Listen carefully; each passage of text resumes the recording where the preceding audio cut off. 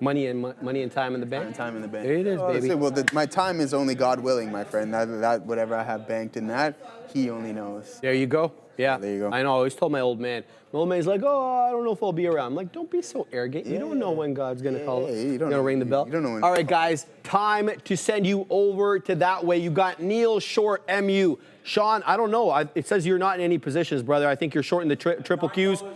He's $9 in the money. I'll let him hit the dollar club. See you later, boys. I'll see everybody at the green screen. Ciao.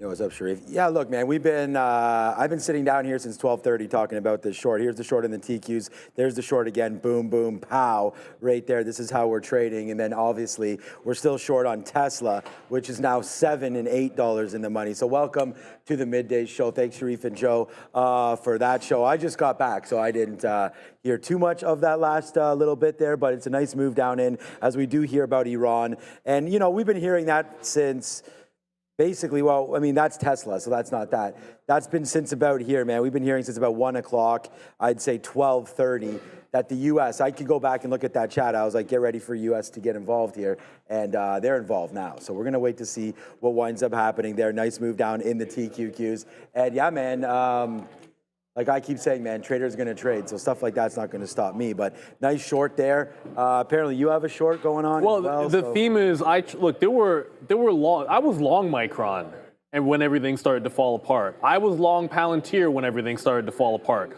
Palantir, I was long off of its lows. Remember this morning, I was like, if Palantir gets to 138.5, I'm going to go long in Palantir. I was long Palantir. It broke down. I didn't get into the short till it broke 138. I didn't even flip it at my zone. I actually missed the trade when it broke down past my level. I got out of the long. I just missed going into the short. And then I shorted it through 138. It just bounced off 36. I still maintain, and I get it, Palantir is a risk stock.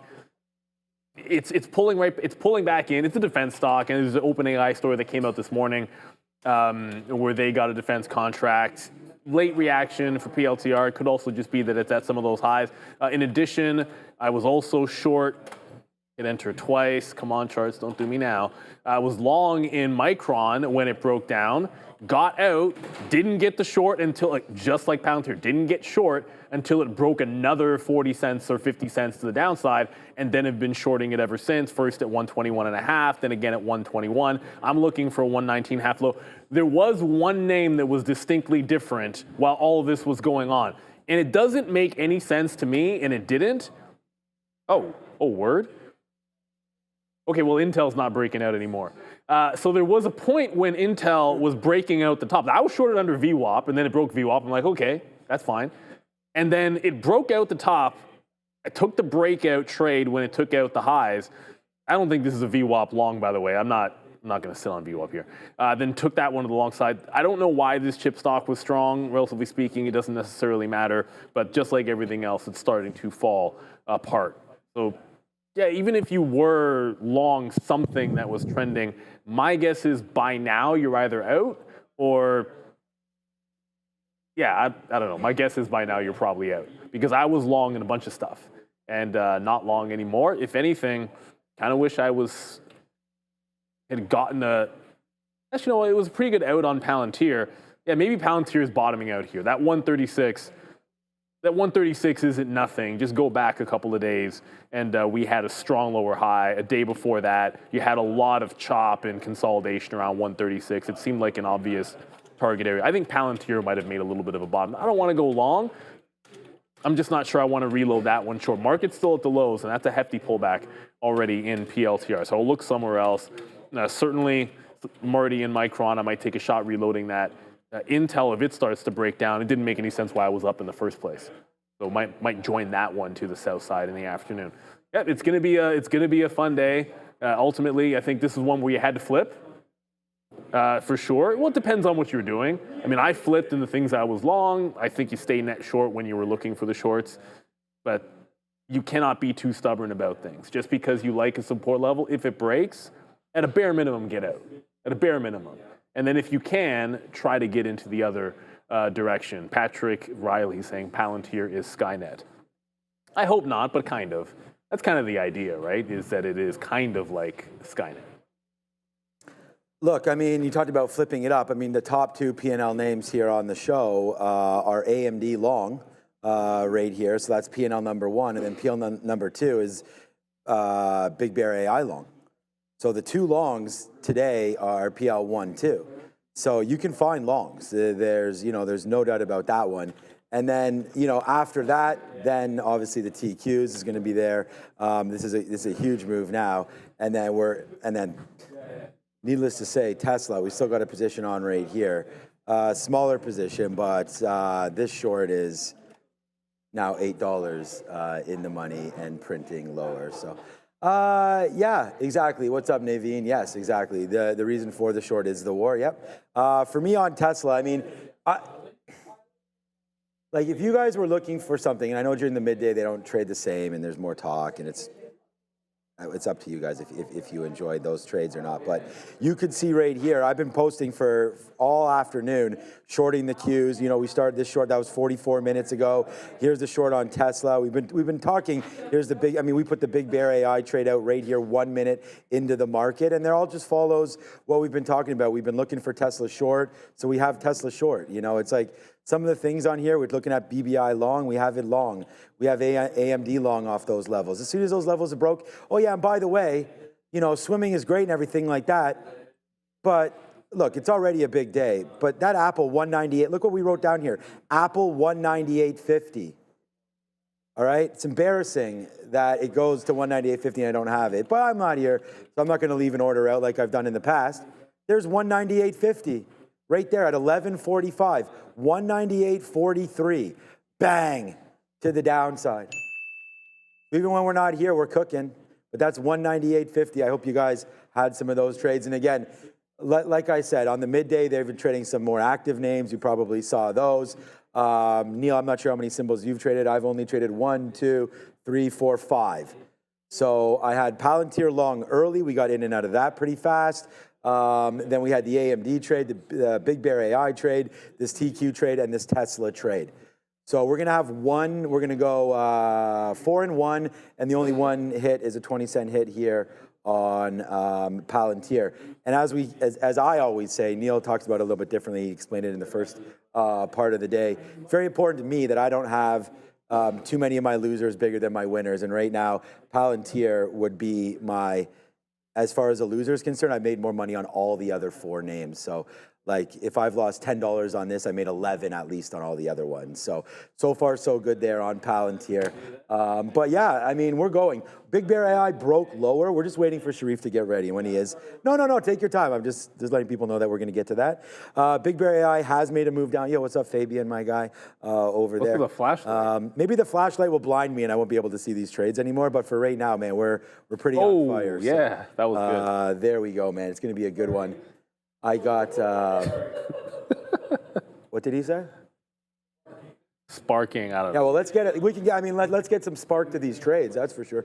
Right now, Micron short, TQs, and Tesla short. So I'm $9 in the money here, 2 positions. Let's just see what winds up happening. Day is still young here, 210 only.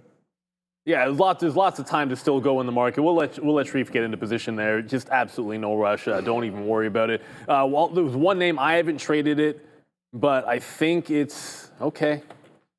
It's trying to make a little bit of a look. We like Robinhood a little bit here, but I think this might be showing indications of a fail at that 75 level. It's hard to see.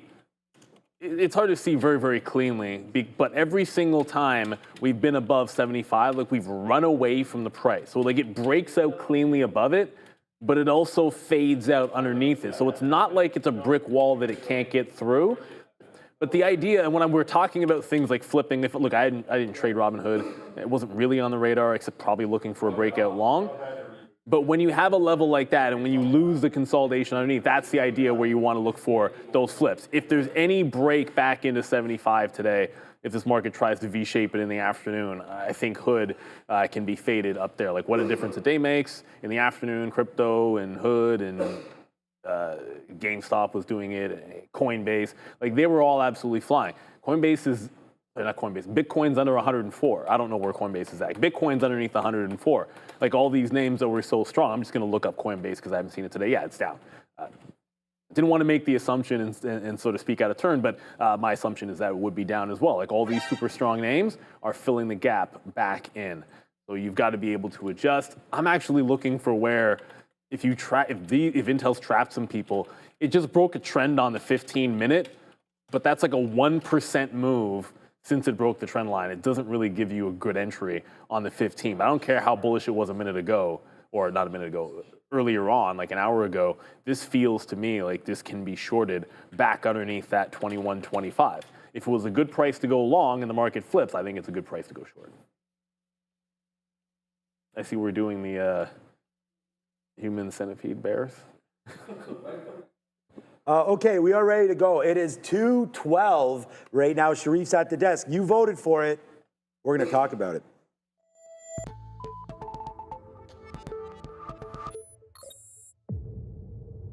Welcome, everyone, to the Afternoon Rundown, the show where you decide what we talk about every afternoon. The big boys, they're ready to go. They're locked and they're loaded, and they're ready to look at the tickers as decided by you. But the only way to get those tickers up there is to join Joseph and I on the Midday Show and get into that chat and vote for your favorite tickers every day. It's super easy now, guys. The $sign, your 3, 4, or 5-letter ticker. Let's look at all 4 major averages. Boys, they're all in negative territory. Starting with the top left over here with the triple Qs down almost 1%, followed here by the Russell 2000 and the small caps, also down over 0.4%. The ES down 0.4 as we speak, and the Dow, the best performing major average on the day, down about 0.75 percentage point here, all below that 1%. Look, Tesla, the #1 name as decided by you guys, really selling off aggressively here in the midday to the tune of 4.14%. It was Wells Fargo today who said that Tesla's cash burn and weak deliveries, guys, precipitated this for them to drop their price target to $120 on the electric vehicle maker. We had it written down here as a short all day, right? I think we all kind of did. I layered into this twice, and now it's just an absolute monster. We talk about traders going to trade. I'm going to hold on to this one. There's the short. It's coming back in, man. It's now almost $9 in the money as we start to bleed lower and lower and lower. I just want to say, I just went on like a little bit telling everybody about how much we appreciate everybody in the chat. I mean, it's a tough place to sit here and sort of expose all these ideas every day, and some won't work and some will, but those of you that have been here since day one, I think you know what's up, and there it comes down. So there's a good move for us on Tesla today. When I read that it got downgraded, plus we couldn't break, I had initially written down 327, 328 in this pre-market area. I mean, what else am I supposed to do? I come in and write down what I see. It was right there. But then all of a sudden, whoops, the market dropped down and have the ability to actually adapt to what the market's doing. And that's what we did. We saw the move down, so I played the fade back into VWAP. It's a simple trade. It worked twice, and now it's nice. And that's all that you need. We say it's one good trade, right? I'm here to tell you, I've never really read any trading books. I listened to that one good trade. And that made me realize that you actually just need to focus on a few things and get them going. And so there it is right now. There's Tesla. Look at this thing break lower, man. It's now $9 in the money and going lower. So, I mean, there's not much else to say about this. We've broken again. Elon Musk had a nice run back up there. We were looking at that 360 level for a minute. Didn't get there. Couldn't break above 330. And so I had it short yesterday. We have it short today. And there we go. So we're going to wait to see where this goes. But the 200 period definitely looked at now at 310. We could probably get into there. Breaking back down below 270, a possibility. And it's funny because you can have a tale of two stories, right? Mitch this morning was talking pretty bullish about it, running it into the cyber taxi event, and it just went the other way. So it's like you don't need to go long if you don't need to. And he probably, maybe nothing got triggered, but for me, the shorts never got triggered either until they did. So, you know, it's just, that's what trading is, man. You know, we're here every day. There goes the market as well. There goes the TQs. So we've got a couple good trades on right now. We're listening to some music. It's a great day. The weather outside is absolute. It's like 85 degrees or something outside. It's 25 degrees Celsius, feeling like, I was just out there for a walk, feeling like, it says feeling like 26. So same kind of thing. that's an amazing opportunity to get out there and enjoy. So I love it for ball because like I'm instantly warmed up. Like you know when it gets that kind of heat where you step outside, you move a little bit, and the body's just like, yeah, let's go.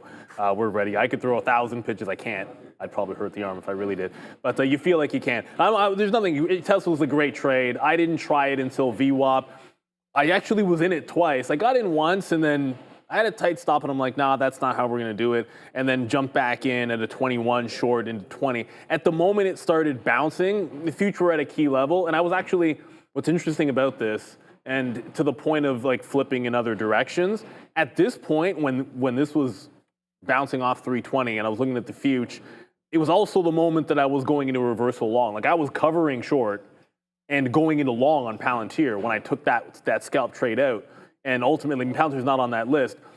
Like at the moment that I got into the breakdown, like this is right here where we're getting out there.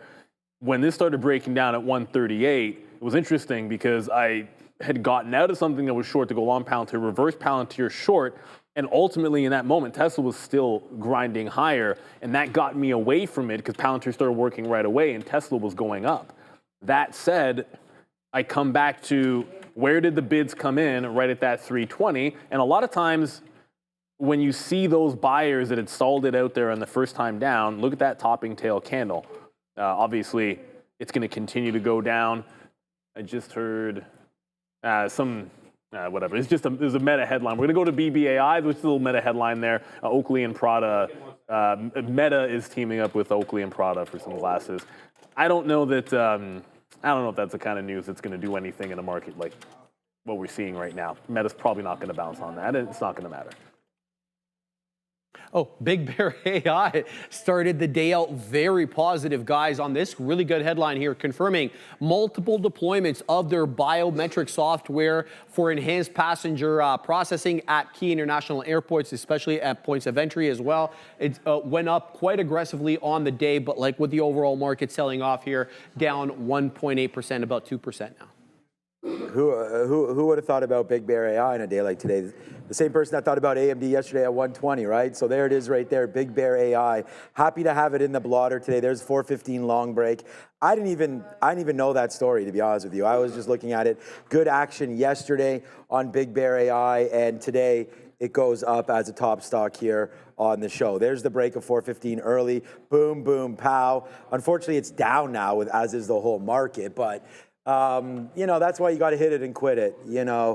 It's just another trade for me. So, we traded it. It's too bad that it failed right there. I'm trying to zoom in, not the other way around. Too bad that it failed right at this level because that's a pretty big level there, 445.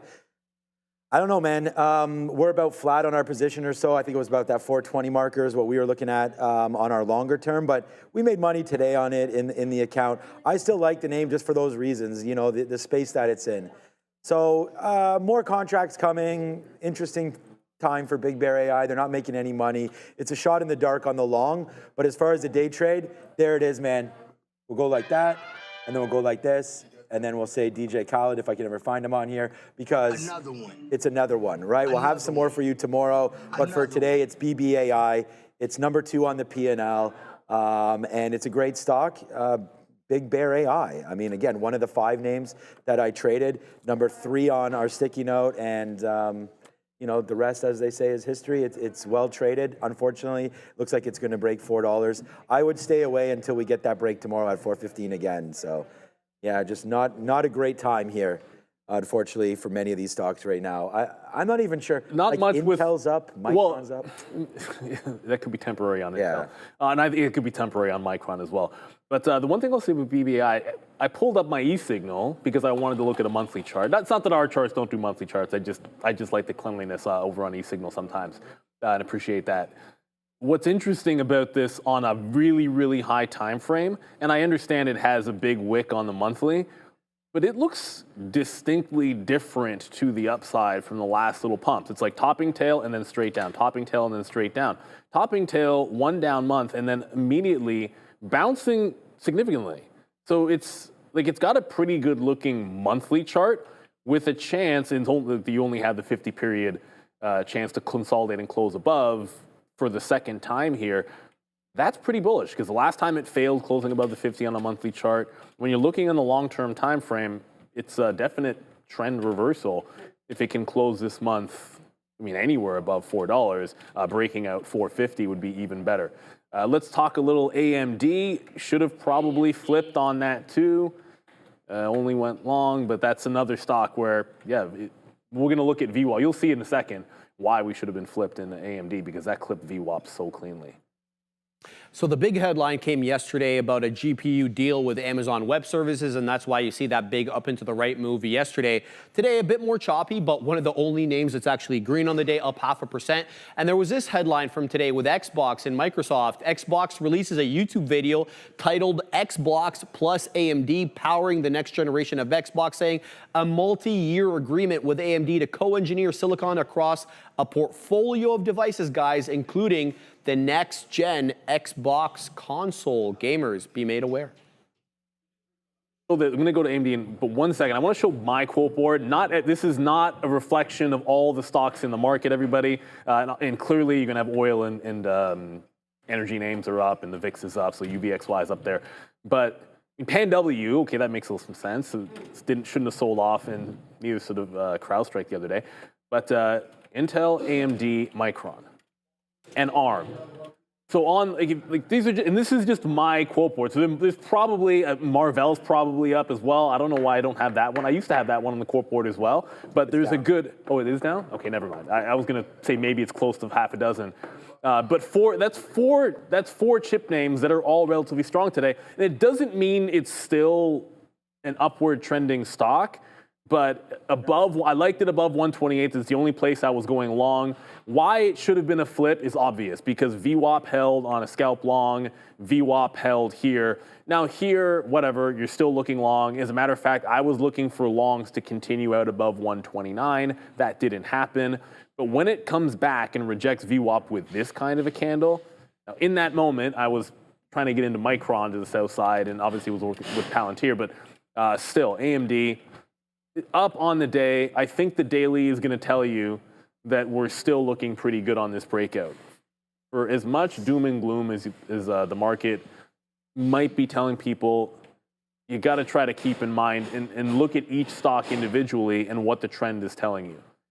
Until we are underneath like 124, half, 125, this is not only holding its new upward trend, I mean, it's making a breakout above prior resistance. So AMD still very much possibly in the early innings of its secondary move here past its next major moving average. So yeah, it's great that it's holding green, but even if it were to go red today, it's still going to close above the 200 period moving average, even if it does so. Okay, so AMD yesterday, I feel like we're the AMD whisperer here. Whoa. Oh yeah, those steaks were, those ribeyes, man. Shout out to that, some prosciutto thing there. That was good for Father's Day. All right, so yesterday we had AMD right there, 120 long. That was a $9 winner, I think. And then today we come back with another banger right there. AMD long 127 to 128. So it's crazy that it worked out this way, but there it is. There's 127. Talk about waiting for your level. Comes right back, right in, falls right into our level. Bang. Where's that level from? Kind of just yesterday's close, you know. Like I said, I'm just here as a trader. There's the level. Boom. There's the 128 on the pullback. Boom. So we hit that twice until it didn't work, and then we lost out 10 cents or whatever that was on that break, and then we've left it alone. So the number one stock today for Trader TV Live is AMD, and it's a long. So there we go. Sometimes you never know what's going to hit. But interesting to see that we faded off 130. I think if the day was any better, we'd be taking that out. So unfortunately, you are coming back in. I still think the long is here. We're well above everything now. It's been a nice trade there for AMD. Trading has been great. So AMD continues to be the one for me.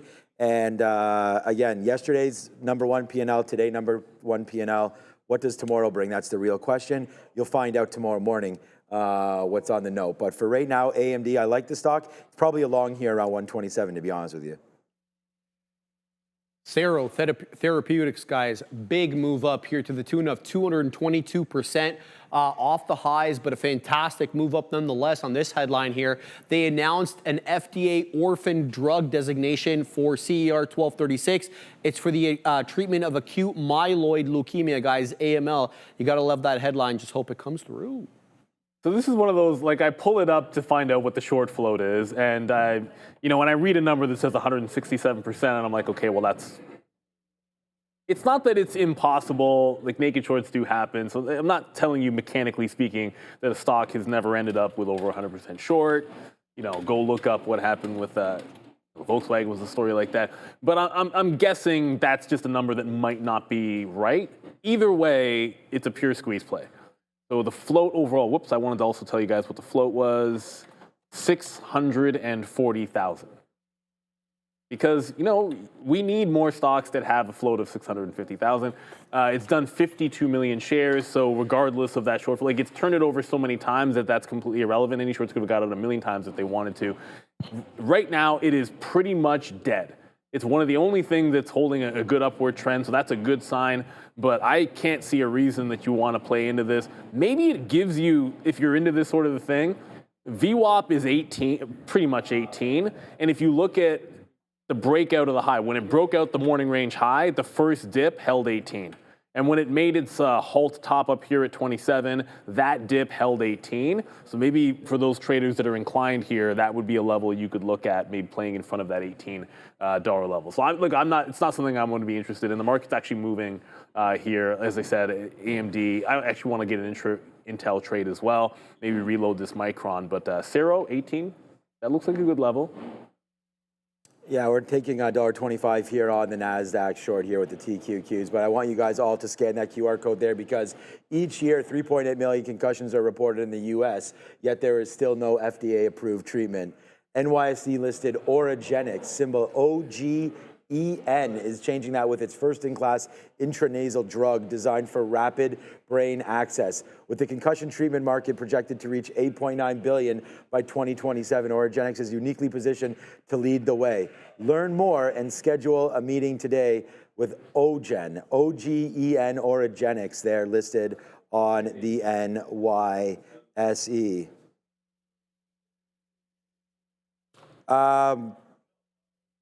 I didn't look at CERO. Feel like Neil probably did a good job there. So let's go back over and talk about a name that I was saying be careful with that short. Let's see what winds up happening here with CoreWeave. It's on one today, that's for sure. But again, it was on one early. We'll check what it's like right now. Let's go find the story with Sharif. CoreWeave, guys, another very strong day, the tune of 7.75%. Despite a downgrade yesterday, despite another downgrade today, Bank of America chiming in today, downgrading CoreWeave to neutral, raising the price target though to $185, which is about $15 higher than where it's trading right now. A lot of analysts saying CoreWeave's 290% rally raises these valuation fears and that the upside has been priced in. It doesn't matter to the market though, keeps going higher, boys. It's a squeeze, essentially. I mean, it's a squeeze on the shorts. No questions asked at this point. You had another break of it. So you got, okay, my head's not blocking at this time. You had another break of a recent high, long consolidation. And ultimately, like, it doesn't matter whether analysts can say it's overpriced. I'll tell you it doesn't make any sense to me.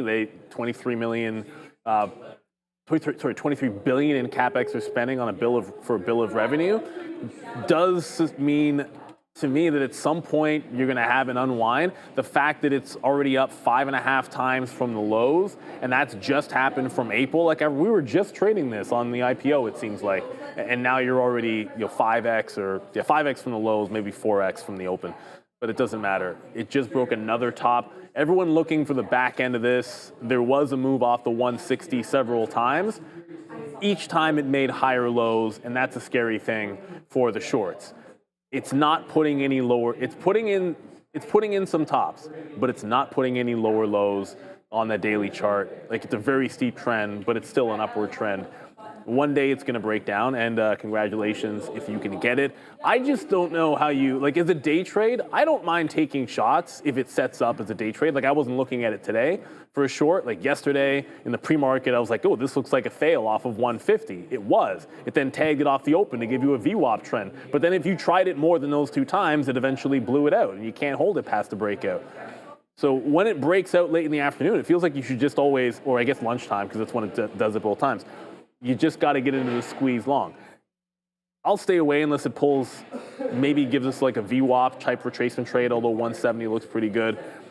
I'm going to be ready for the day that this looks like it's on the other side of the V and breaks the trend on the daily chart, but it hasn't yet to do so. Until then, I think you're scalp trading it.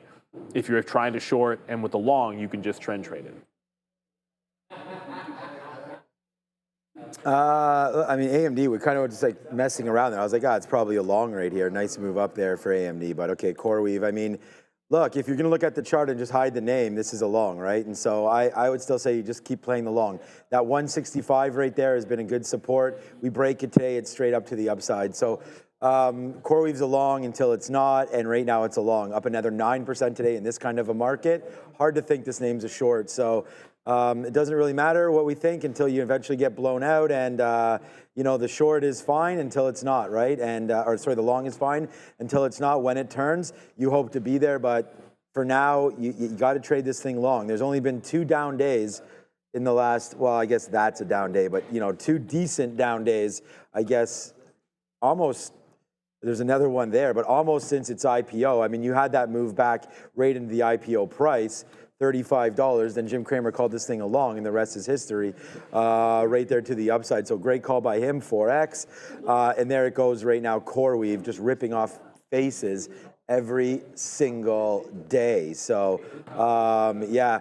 Look, I had the same kind of thing. I was long Rigetti. Shout out to you guys in the chat there saying you were long and got out. But I was long Rigetti at 6 and got out at 9, you know. And that was in one day. So I don't blame anybody that took a CoreWeave long off here like 144 and is thinking about getting out, or even there again. Oh, wow. Now we're listening to some Lil Wayne right now. No worries. Okay. Yeah, it's going to be a good day for sure. So there it is. That's the rundown. Thank you so much for listening to all of that. Back to regularly scheduled programming here. As the market, we just covered a bunch as we were doing all of that. Down there at 73.20. This is $1 and change on the short in the market. I mean, it looks like we're still going lower and lower and lower here. So yeah, nothing's resolved yet. We'll wait to hear more about the Middle East. But for right now, holding the short, look at the 50-period moving average right here. Just continues to be some kind of support, or at least a directional bias here. And until we break that significantly, we're not getting out of anything. So 73.80 or so. Even up here is not a bad break. Yeah, that's still the same thing. 73.80, 73.90, something like that. But yeah, that's what we're doing here on the TQs. So if there's anything you guys want to ask at any time, put it there in the chat. Neil and I will be more than happy to answer it. We have now an hour and a half, then join me and Brian Shannon and myself and Adara, and we'll go over some stuff on the recap show. But that recap show is ending at 4:30 immediately. So whoever's with me today. Baseball tonight?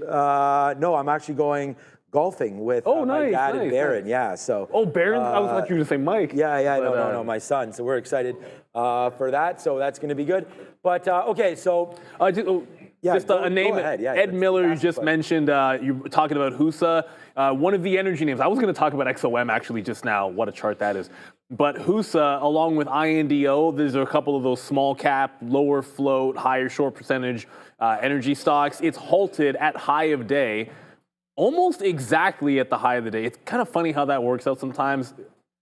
A lot of times I don't think that's a coincidence, that it consolidates at a level where right as it's breaking out the top, it's going to be at the halt band. Maybe the algos, maybe there's some kind of a play that the algos want it to consolidate at level. I don't know. I see it happen so many times. I think there's probably something the algos like about this. So halted at the current high. Because it's AM.AM, when we get the tap, we don't usually get like it'll just always say flat. So I don't have an indicated price. It's going to tell you if it's opening up or down. What you usually can do is if you look at the locator, and does this one have Amex? I thought I had Amex on this. And then you look at time. Yeah, it's there.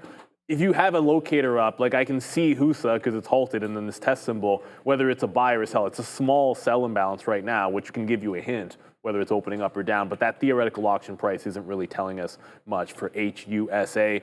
And just because I was looking at energy specifically with XOM, you think energy's back? XOM with another green day, another 2% upside. We were talking about this morning with regards to, I could talk up my own book and say CVX is up, but CVX is underneath its 200 period moving average and XOM is above it. Right now, XOM is getting a nice little win here, and it looks like it's charging for that 120. Gonna have this, usually if I'm looking at energy, it might be one of those small cap names. We were on Indo the other day, not today. But I think it's time to start considering some of the bigger ones, like the regulars. We've traded XOM before, a lot more, I feel like, during 2020, certainly. But this is a nice stair step to the upside. 1 day of pullback, a consolidation day, and then right back into breakout mode for XOM. For this afternoon, I don't know that it has the juice to break out after oil futures close. Typically like it going into it instead. But XOM, super strong. We'll keep you guys posted on HUSA if you're interested. As far as right now, I'm looking for an entry, hopefully short if it comes up enough or comes back up enough on Intel. And then just slapping this trend on Micron.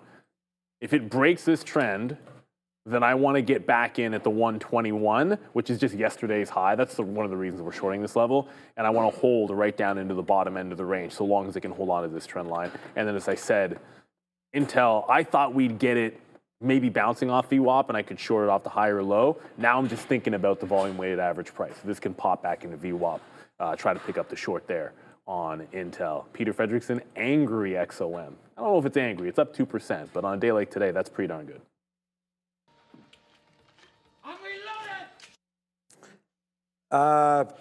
All right, so as Neil was talking, looking for shorts, we grabbed this short again here on the TQs. I told you if it breaks a little bit above the 50 period like it's done right there, we're going to try that short. So there's another short right there at 60. We covered some at 48, then again at 42. So our stop's going to be up here at 80 if we break through 80. So let's just wait to see. Down 0.96 right now, down 1%. I mean, do we think we can get a little bit lower? Here is the Nasdaq right now on the Qs. So we'll wait to see how low we can go. There is more low to come, but I don't know if we're going to break too much below where we were on sort of the first day of this, which was a couple days, which was 2 days ago. What day is today? I don't know. But anyways, Monday, Tuesday, Wednesday, when we had that downside move right there, right? And so that was into Friday, into the weekend. We were uncertain. Today's Tuesday. Uncertain about what was happening in the Middle East. So we had that move down, and that was the bottom. So I think we can re-enter that area either today or tomorrow because, as far as I'm not seeing too much solving this problem right now. So let's just wait to see if there is any holding patterns there or not on that. So we're going to wait right now. It's a nice move lower. There goes the TQs. I mean, come on, Sean, let's go right now. So there it is. It's a nice move to the downside here for the TQs. And there we go, man. So we'll take a bid at 37. Boom.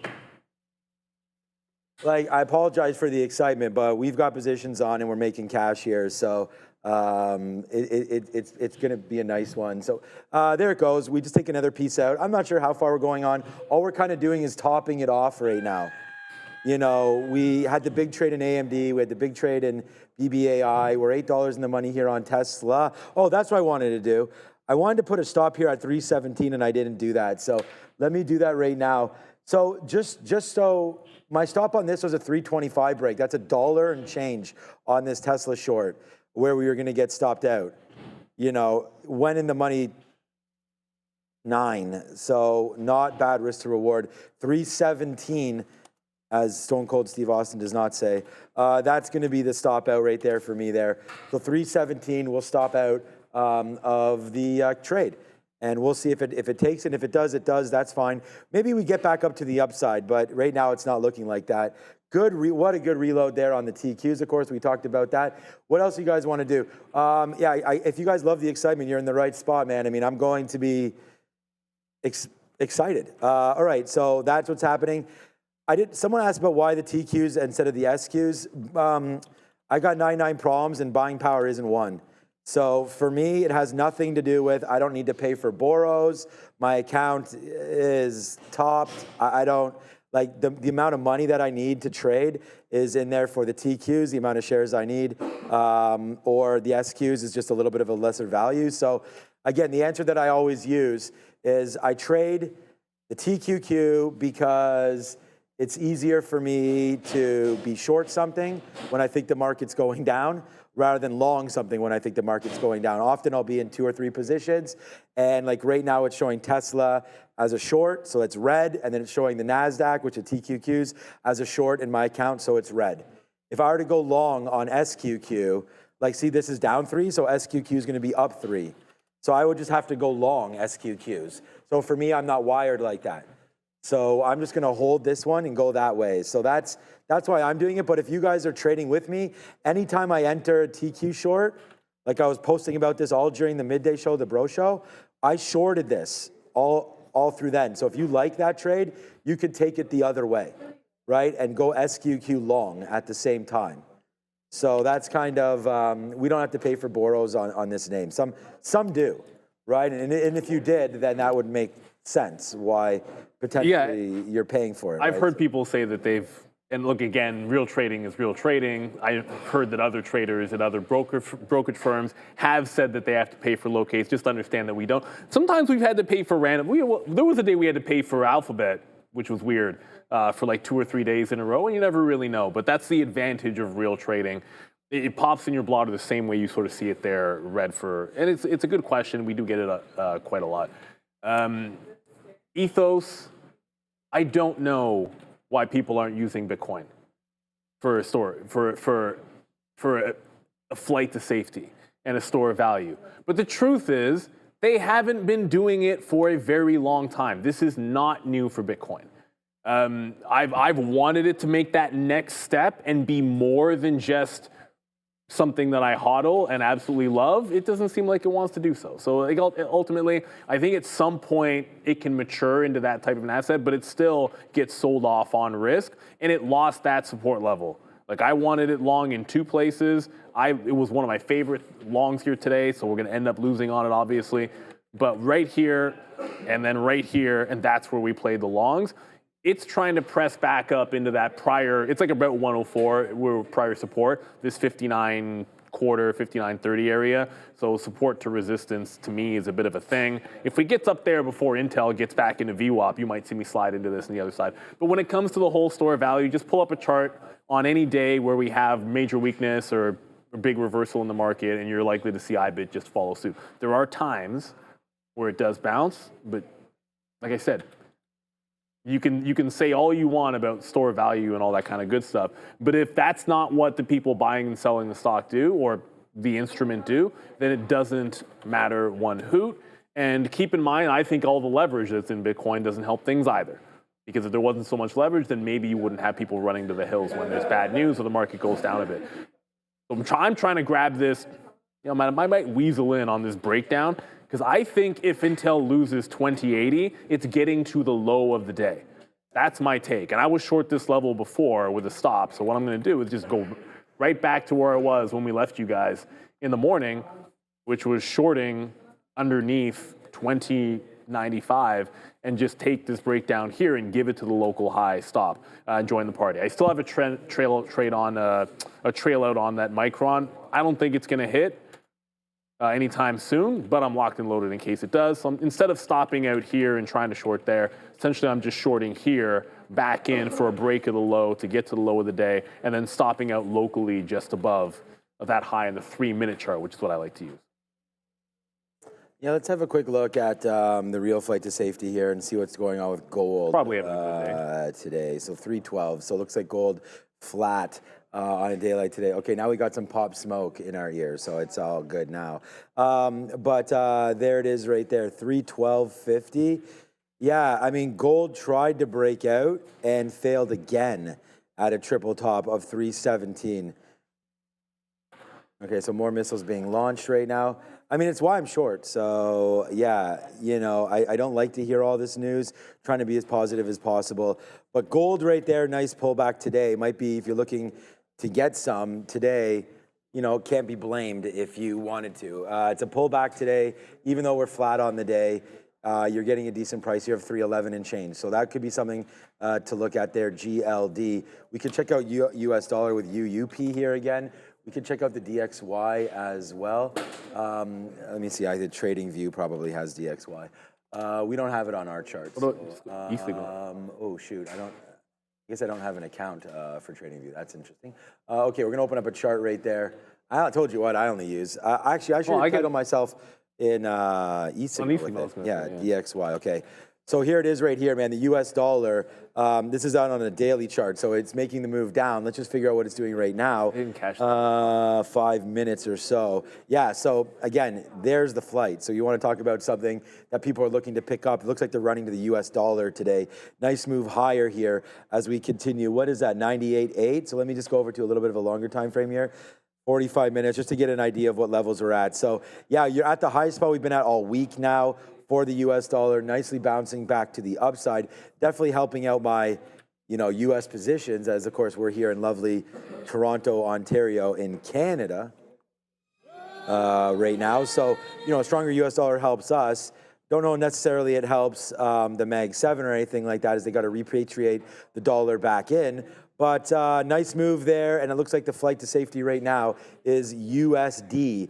So since we've been doing this trade, this is this morning, so we opened up here at 8 o'clock, 98 bucks. Now you're up, it's not really a dollar number, but 98 all the way up to 98.80 right there, and looking again at a key level. So if we can break through here, there may be more downside in the S&P and strong US dollar relationship there. So I don't know. Let's just wait to see. I'd like to see that maybe cool off a little bit. But right now the dollar remains pretty strong.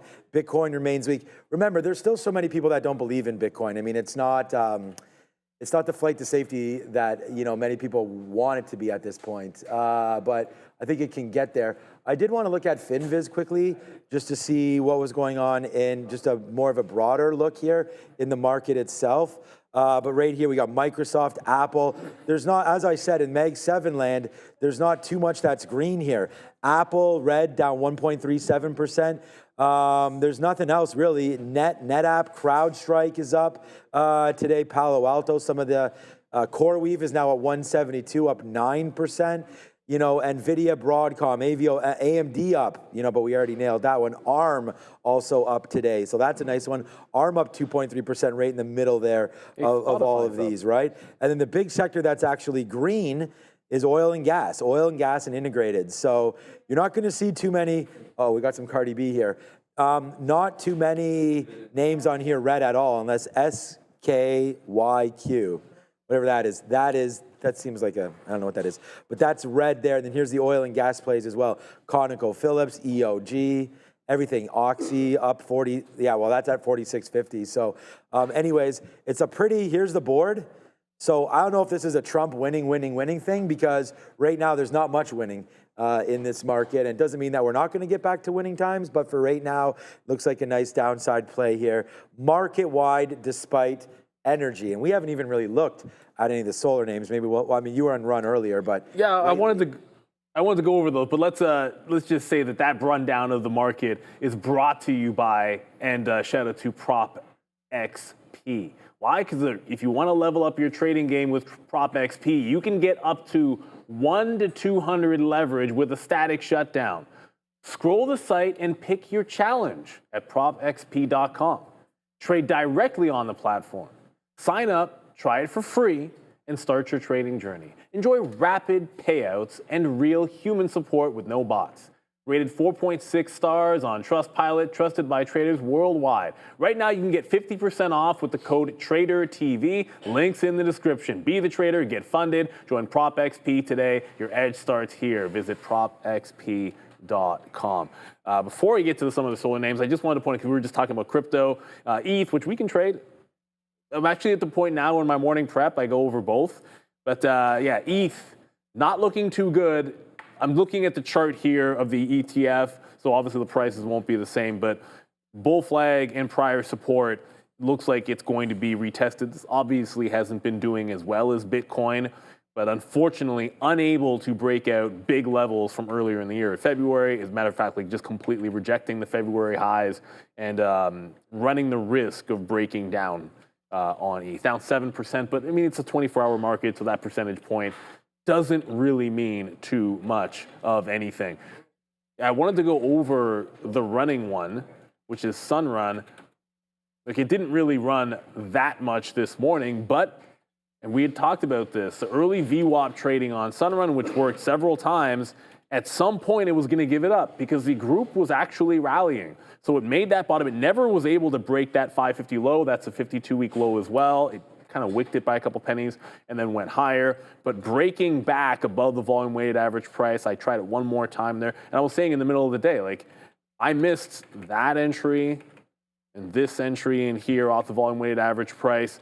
Ultimately, if you had to pick one, I wouldn't, like, these guys are down 39%. I mean, the chart speaks for itself. First Solar has a similar look, made a bottoming tail, but made better higher lows and trended up. When you get disaster like we had, one of the first things you look at for relief is, okay, well, what happens when it gets back to the first key level? Prior resistance at 143 for First Solar. Oh no, what happened to my 15-minute chart? It just crashed. So anyways, holding that 143, you can see here it's trading at 144. So it's trying to close back above a prior resistance level, which I think is a good sign there for First Solar. I know people are always inclined to try to take bottoms. I like to see it hold that low for a couple of days, and then I think it gets a little more interesting for some bounce plays.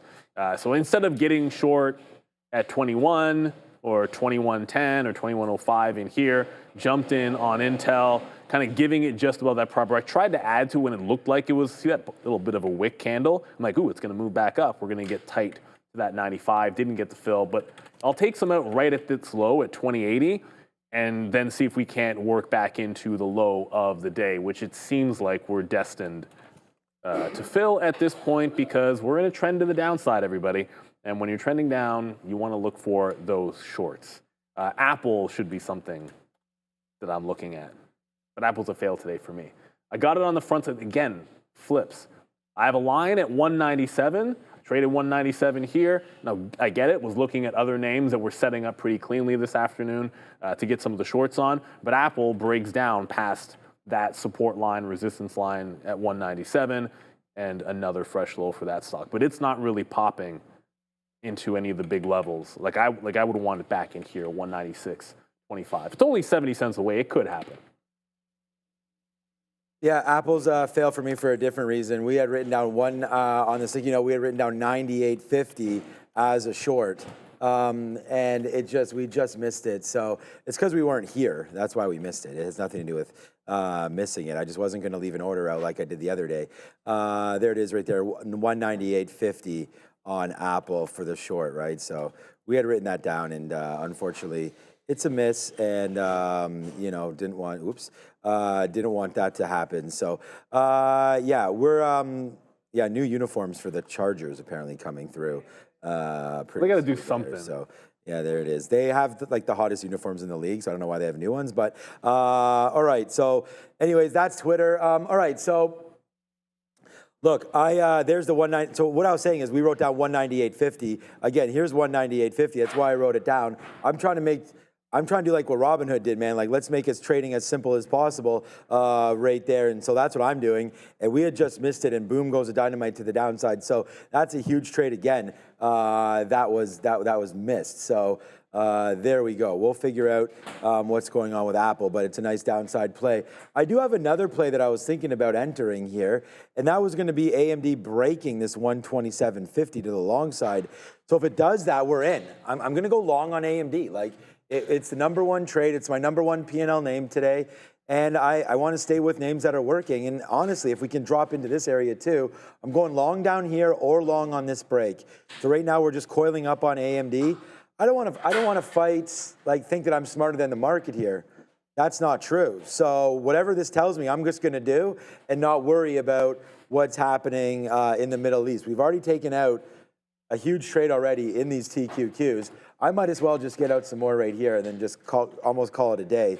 We reloaded that short there. You can still see what my average price is, 74. So we didn't load up a lot there, but we did load up a little bit more. But there's the shorts coming through. So it's been really good. It was really good on the reload.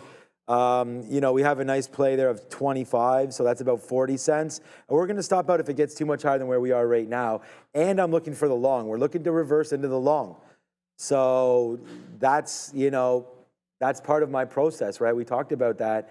Make sure that you got your process in, and I'm going to go long if it flips over. It's a name that I like. It's positive on the day. There's your 200 period moving average. So let's go. Like I'm ready, and if it goes, we're going to punch out. We're going to punch into it and take those shares. So that's what I'm doing. All right, you know what? I'm going to just get out. There we go. I'm now out of the TQQs. I'll put that money in our pocket. You know, we're closed right now with no positions. I just have the Tesla position, which should be out soon. I thought we were out on a 317 break. Okay, so very, very soon to this. Maybe it's time to flip long.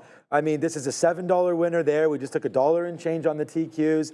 We've had huge hits on AMD today.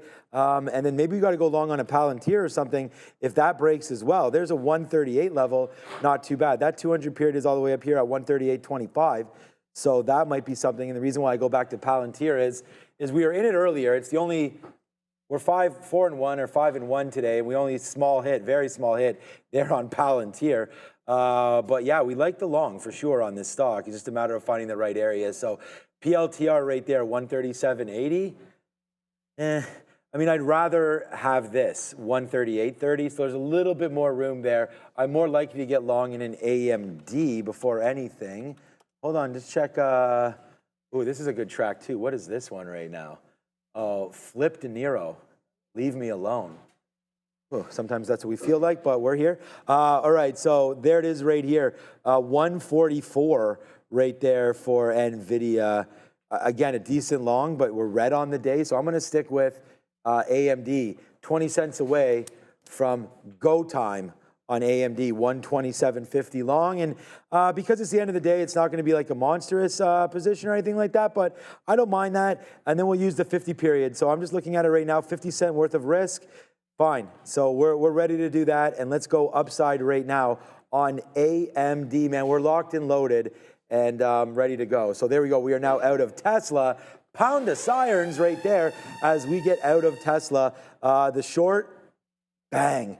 Finally, man, just taking it out now as we break above 317. So that puts a nice little bow on that trade.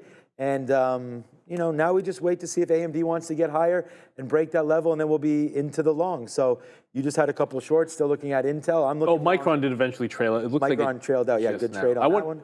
Go ahead. Yeah, yeah. I want Nimrod. I'm going to get to your super chat right now, but I wanted to make sure, just as Sean was sort of saying that.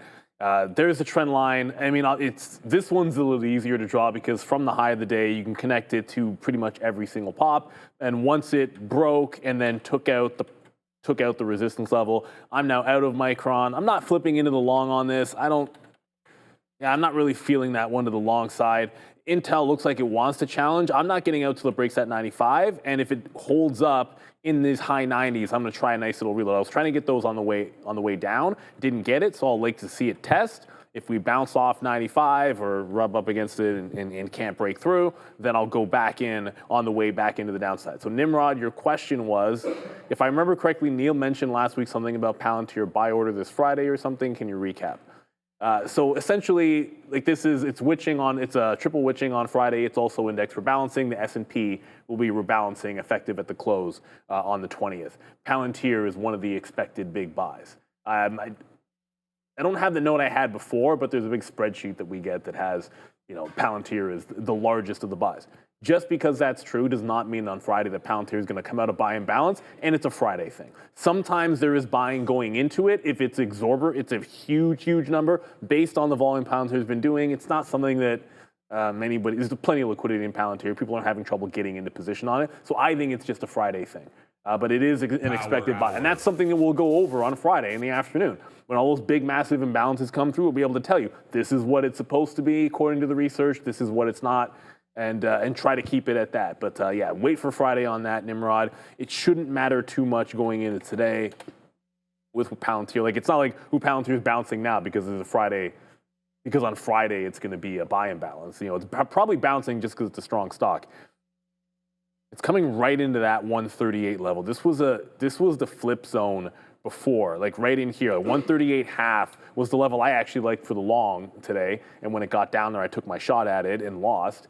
But then I didn't flip short until 138. So if it can get back above that 138.5, let's just show a 15-minute because I got that fixed.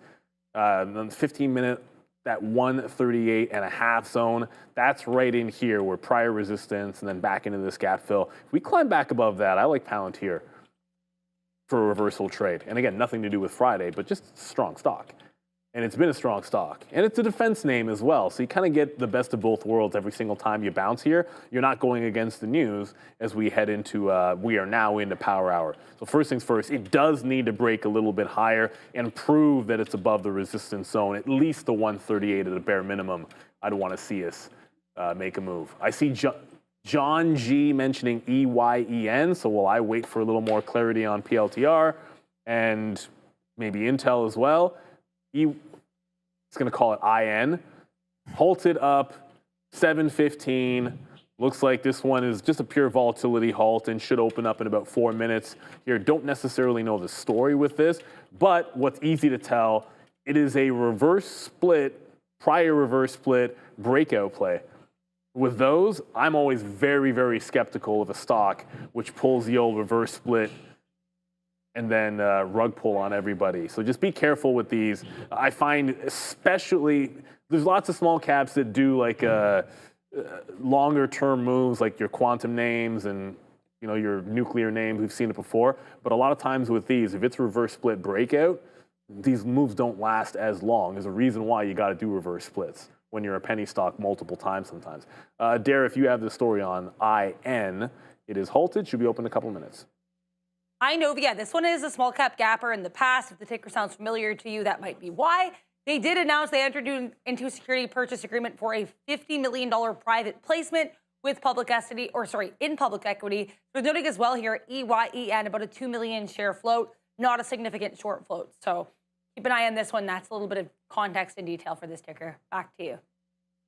Okay, good. Yeah, without too much liquidity there. Yeah, good move there. Halted on the way upside again. All right, so I'm just trying to look at the scanners, see what's going on our hot list right here, brought to you by East. What the heck is GGB? GGB. That's nothing. Okay. So sometimes it'll print with decent volume and then it'll show up on this trade rate scanner. But so Tesla, we talked. Again, part of getting out is. So you don't we got out at 317, that's saving us 40 cents. We got out on the TQs right there at 60s, it went up to 80s. So, if the trade breaks, you gotta get out. XLP, that's the retail, is that retail? XLP, I believe. Consumer. So I suppose to consumer staples. Okay, so that's the Tesla. Consumer staples, No, staples. Pepsi. Tesla would be in there. Qs there, IBIT. We sort of covered that a little bit down at 105 right now. Vale, there's that GGB again, that's strange. Tesla, QBTS, Ford, I don't think so. IWN, there's Sunrun. Google at 176, only being down 0.25 might be something. Run right now. Let's have a look to see where Run is as far as VWAP. We called that VWAP short earlier. I know Neil had that, but we didn't. Oh, it's up. They're all I know up. it's up now. I was just trying to see that's what I was saying. The VWAP trade was earlier, but here comes Run. So there's VWAP right there, 89, 90s, boom. Nice move all the way down into the 40s again. Oh, AMD. So first of all, AMD just turned around there. That's interesting. It actually went the other way there. It's fine. We didn't get punched in. Obviously, we're waiting for 50s. But maybe we can I canceled my low bid, 126.65. Let's see if we're lucky enough to get that. If we can get a 65 area, that's actually the low. So if we swipe down here, I think this is worth HUSA is halted. Is that what I just heard? Maybe. Is that right? HUSA? I thought it opened back up. Oh, open back up. Okay, it was halted there. Open back up. It was okay. open. It was halted. Right now, so $20, $21.85 on HUSA. Okay, not halted. My bad. But yeah, just trying to use this. That's 150, right? 126.50. So I think that's okay. The bottom is 60. I'm waiting at 65. I think if we come in and all right, I think if we come in and fill us, maybe we're just doing a dance. Let me take a little bit here at 77s. So we'll take small 15% or small position right here on this. If it does fall into 65, I think is what we're bidding, yes, then we'll have like our 1 and a change unit on this trade. And then we'll see if it holds this bottom. I mean, I don't know, trying to do something here. We don't need to be in anything, which is why we're trying to be a little bit light. You know, at the end of the day, it might have just turned out to be the wrong idea to get out of our long. But remember, we got to stay disciplined, right? Short, yeah, and not into the long. But yeah, good catch on that one. But you know, right there, I have to have some rules. So I was thinking that when we broke just a little bit more, like the 50-period moving average, right? Right here, let me quote big screen. It's coming down, so we break the 50 period there, we break it there. This was a reload for me, but then look, you get 2 nice candles upside, started to go, not that there was a lot of volume, but it started to go a little bit. So we punched out, which turned out to be a good move. It went up another 20 cents from there. And yeah, let's see if it's a good move or not. But the pullback's right there into the 50. I'd rather not go long the Nasdaq, we're down 1%. I'll take the shot here with AMD, a stock that I know is strong. And if there is a market move anyways, one way or the other, we have a good out on this one of 120 here. 126.47. Let's break it by a couple pennies. And then there's that. We just missed our fill at 65. It went to 66, so okay. But we'll wait to see about AMD making that move back in. Let's take a little bit more at 70 in case it doesn't move down, but still waiting for that 65. There it is. There's our 65. Okay, so now we're in. We are now long right here at 68s. So we're long AMD, a little bit more than we'd like to pay for it, but that's okay. Our stop is 15 cents, so let's put an out in and around 15 cents to get out of something. We'll get out of a quarter of it, 15 cents onto 68. We need an 83 fill. So let's see if we can get into the 80s. Take something out and watch to see what happens now. So we're long AMD right here at 68. It's in the money a little bit. Let's see if we can go in the money a lot and get back there to the upside. Hey, man, we're in the stock. We tried to be patient with it. We did. I like to move higher. Let's see if it holds this base. It's what I'm doing right now. And by the way, daily dose of clarity. I see what you're saying. I'm in it for long for once. Looks long for once. Yes. I mean, AMD has already been the biggest trade of the day. Geez, Neil, what exactly are we on right now? There's the move on AMD right there. We'll take that out. There it is. It's already 1-to-1. We take out a quarter. Let's just take out a little bit more just in case. There we go. We'll take an 83 again. Boom. There it goes. I mean, I hope some of you were able to scalp a little bit of that. There it goes. Nice move there. And look, it's a different stock. Like Intel, I'm not even sure if it's moving. We just got 20 cents on this relatively quickly. So let's wait to see if we're right on this AMD long or not. We just got out of another piece up there as well. I only have 65% left. Like I said, man, it's stacking it's this one. It's stacking up right now for us on the day. So if we can do that, let's continue to do it. So far, so good here on that initial move. More to come, hopefully upside. And if not, you guys saw where our stop is, below 50s. Yeah, I mean, Intel's 1/6 of the price. Right now, it's sitting 5 pennies in the money. Nice. We got 10 the first time, but I gotta address something from Jam Loki in the chat. I believe it's Jam Loki. I think so, yeah. Saying saying ACB, you're trading AMD, and that's why I had that in my head. ACB looking bullish going into earnings. So I'm gonna start by looking at the weekly chart, just so we have a frame of reference for ACB. But like, it's not crazy. It is looking relatively somewhat bullish. Meaning it's held some of the lows here. And we've seen these names do this before, and the habitual line steppers that are the Cannabis names. Unfortunately, you've got sellers as usual in control at relatively obvious prices. So anytime it's like $7 where we're going into as we speak, that's a big sell zone. And then even if you break out, you've got overhead resistance at 950. And when I look at this weekly chart, what's crazy about this, it's not even a rounded bottom on a weekly chart until this thing is breaking out, I mean, at a minimum 11, and on a better level, like 20 on a weekly chart. But again, just remember how far these things are down. So yeah, I don't like trying to catch bottoms on things like this. I think for really, really quick, short-term trades, you can be okay. But yeah, I don't know what really helped. And I just don't know what the catalyst is for these guys to get better. I really don't. I get it. There was like years and years ago, and no, I was talking about the ACB. Oh, ACB, the cannabis yeah, name. yeah. Like there was a moment when everybody loved the cannabis names, and this trading floor was going ham. I remember, I forget the year, but it was in November of whatever year it was that they all went crazy. And like for 1 month, everybody was trading cannabis names as day traders. It didn't matter, like Toronto and New York and all that good stuff. And it was fantastic. And when the air went out of it, it just got really, really nasty. I remember being at the airport, and I can't even remember the name of it. Our buddy's like, you gotta buy this one. It was some penny stock. And I'm like, okay, whatever. And it was Brian.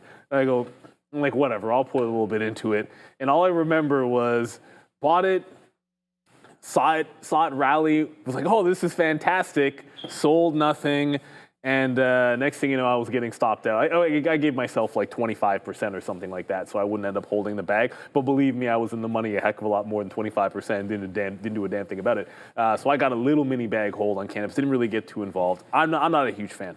I'm looking for this breakdown. I didn't get the reload on the way down of Intel. Like I tried to see it come back into this level and try to grab essentially the same entry at 88 when it broke down through 90. Didn't get it. Looking for the low of the day. I want it underneath this 90 if we can get a reload there. Tyler Verse, tell me it was Sundial without saying Sundial. It was not Sundial.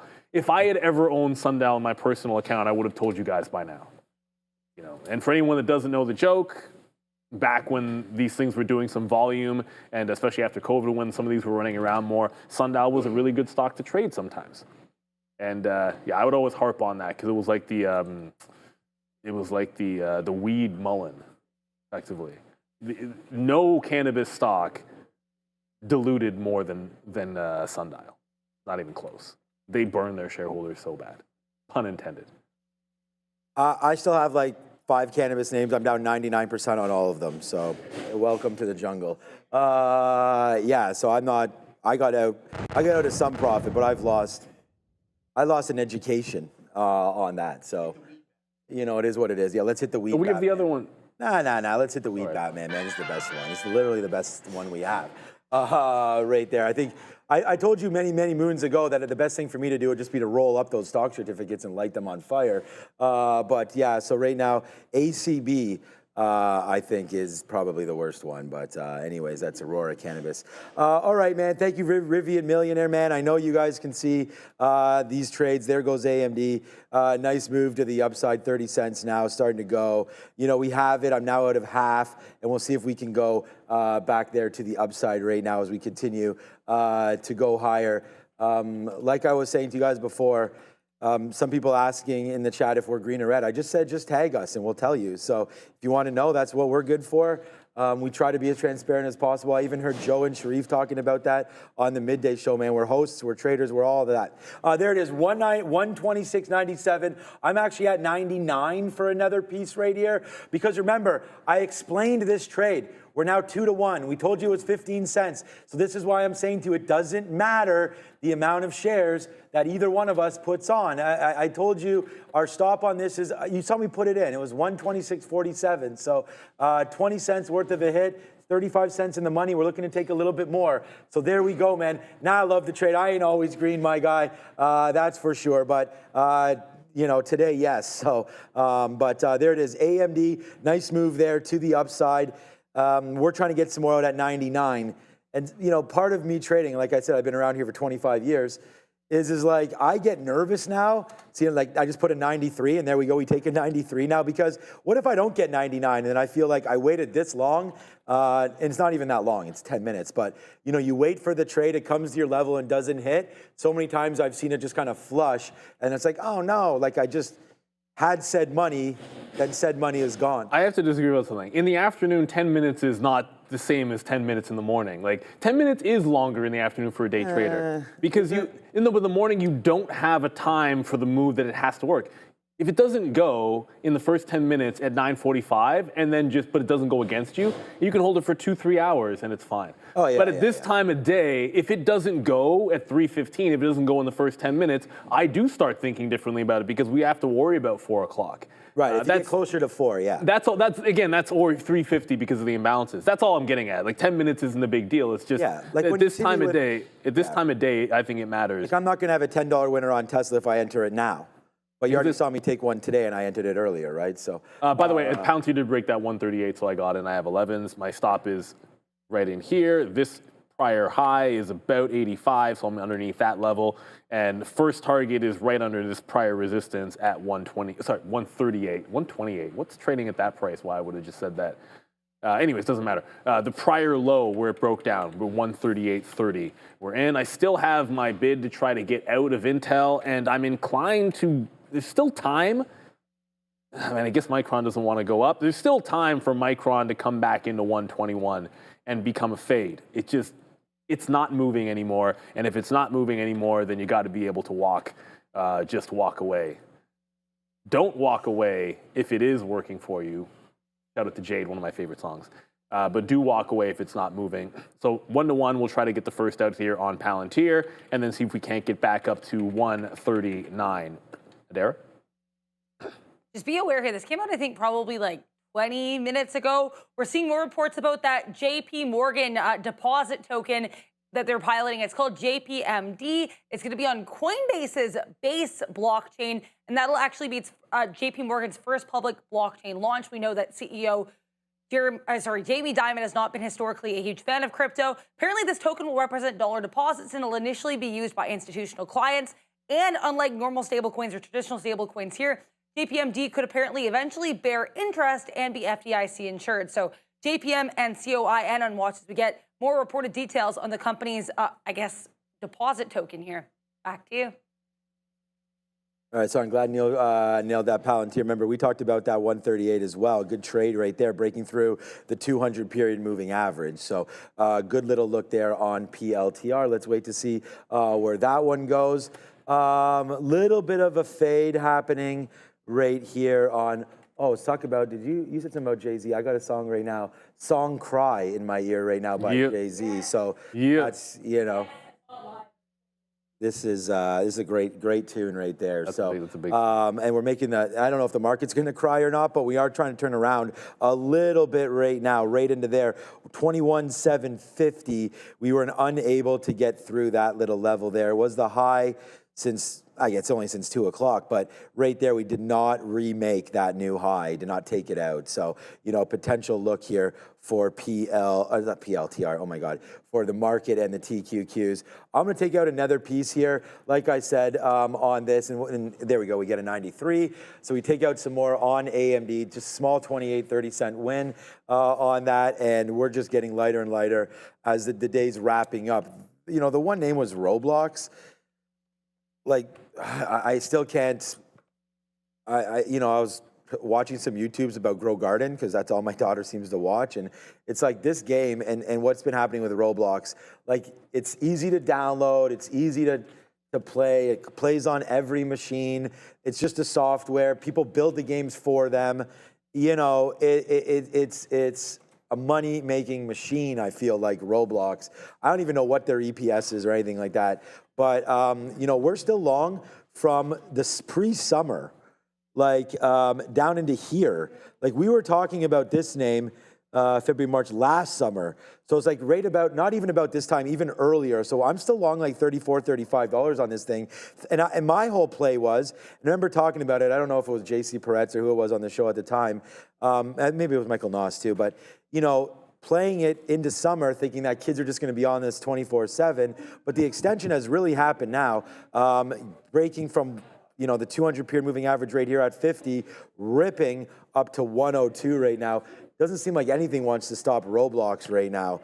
Upside for that name, up another 0.5% today, and was up more until the market happened. So, good look there for Roblox. I don't really want to trade it right now. I just wanted to bring that out because there's a lot of traders that are in this, and it's emblematic of a stock. It's blasting. We're like, when the market's down 0.9, the stock, which has only been going up, at some point just can't keep doing it. And some of that's algo driven, man. I feel like it happens more now that algos have taken control of the market, where you'll have something which is so strong, you get a small down day, and eventually it starts participating, whereas it used to be, you'd have these individual stories which have no problems, and they would just continue to go higher. Because it would be like human traders and human market makers being like, this is a good stock, this is a good buy, we'll just keep doing it because it's unrelated to whatever's going on in the market. Now the algos just pull the bid everywhere, sometimes, like today, and you get those strong stocks which reverse. I'm not, again, I'm talking about Roblox and Palantir's what's up. I understand that Palantir hasn't been that strong all day, but it is trying to bounce. I did get that 1-to-1 in front of that 35 level, which it just retook. It doesn't break down. I'm looking for it to pull back into 139. I'm not so bullish that I think we're breaking into VWAP or anything. I'm just looking for the opening range bottom here on Palantir is where the next out is gonna be. That's what I wanna be able to take it to. It looks like we're pretty good. The Nasdaq itself even, if you wanna help things out here, is starting to break back up itself. And the other reason why I wanna pull back into that morning support, well, overnight support on the Nasdaq comes in about 15 points. So 15 points on the Nasdaq, breaking out here, we get up there. I think you can have some resistance and some sell and some turn back in. So Palantir, I wanted that 139. I already have an offer sitting at like 85. I know Husa was the one going before. That Indo tried to go and immediately reversed. So I think there was a fake out in some of those energy names, with those small cap energy names. We had talked about them for a brief minute. Husa did one, Indo did it as well. I wouldn't touch these. Diminishing volume going in the last 40 minutes, market rallying, which these are inverse to the market today because they're energy names. No, market rallying here, I don't think they look very bullish anymore. So the air might be coming out of Husa and INDO for anyone that's still looking at those two. If we break 138.5 here and close above, my stop moves just a little bit underneath this 138 instead of giving it some more room. Now that it's broken a leg higher, I move my stop up. Who's got this on right now? 3-to-1 right now for AMD, up to 127.20s right now, and we'll take some more out right here. Like, this trade is actually much better than I could have thought. I was initially, we started taking it out at 2-to-1, but there it goes. Nice upside play there, and I just hope that, like I said, man, nothing else matters other than the process, right? And so, it came in, we took it 3 times, like 3 fills down there, right? Like, I was so nervous that I wouldn't get the 65 that I took 77s and I took 73s and then eventually, or whatever it was, 70s, I think it was, yeah.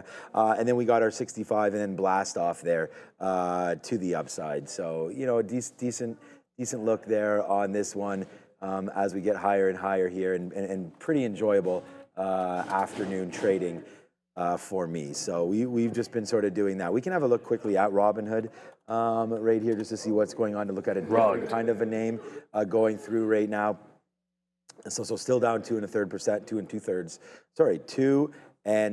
3/4%. Keeps changing though as we go. But yeah, Robinhood right there. Not a great day for them, but not horrible. On a name that we know can run pretty severely and pretty hard with the market, we know, okay, now we're noticing AMD getting lifted right here. So you're not going to wipe the smile off my face today, that's for sure, despite waking up a little bit early and being here and doing the recap show.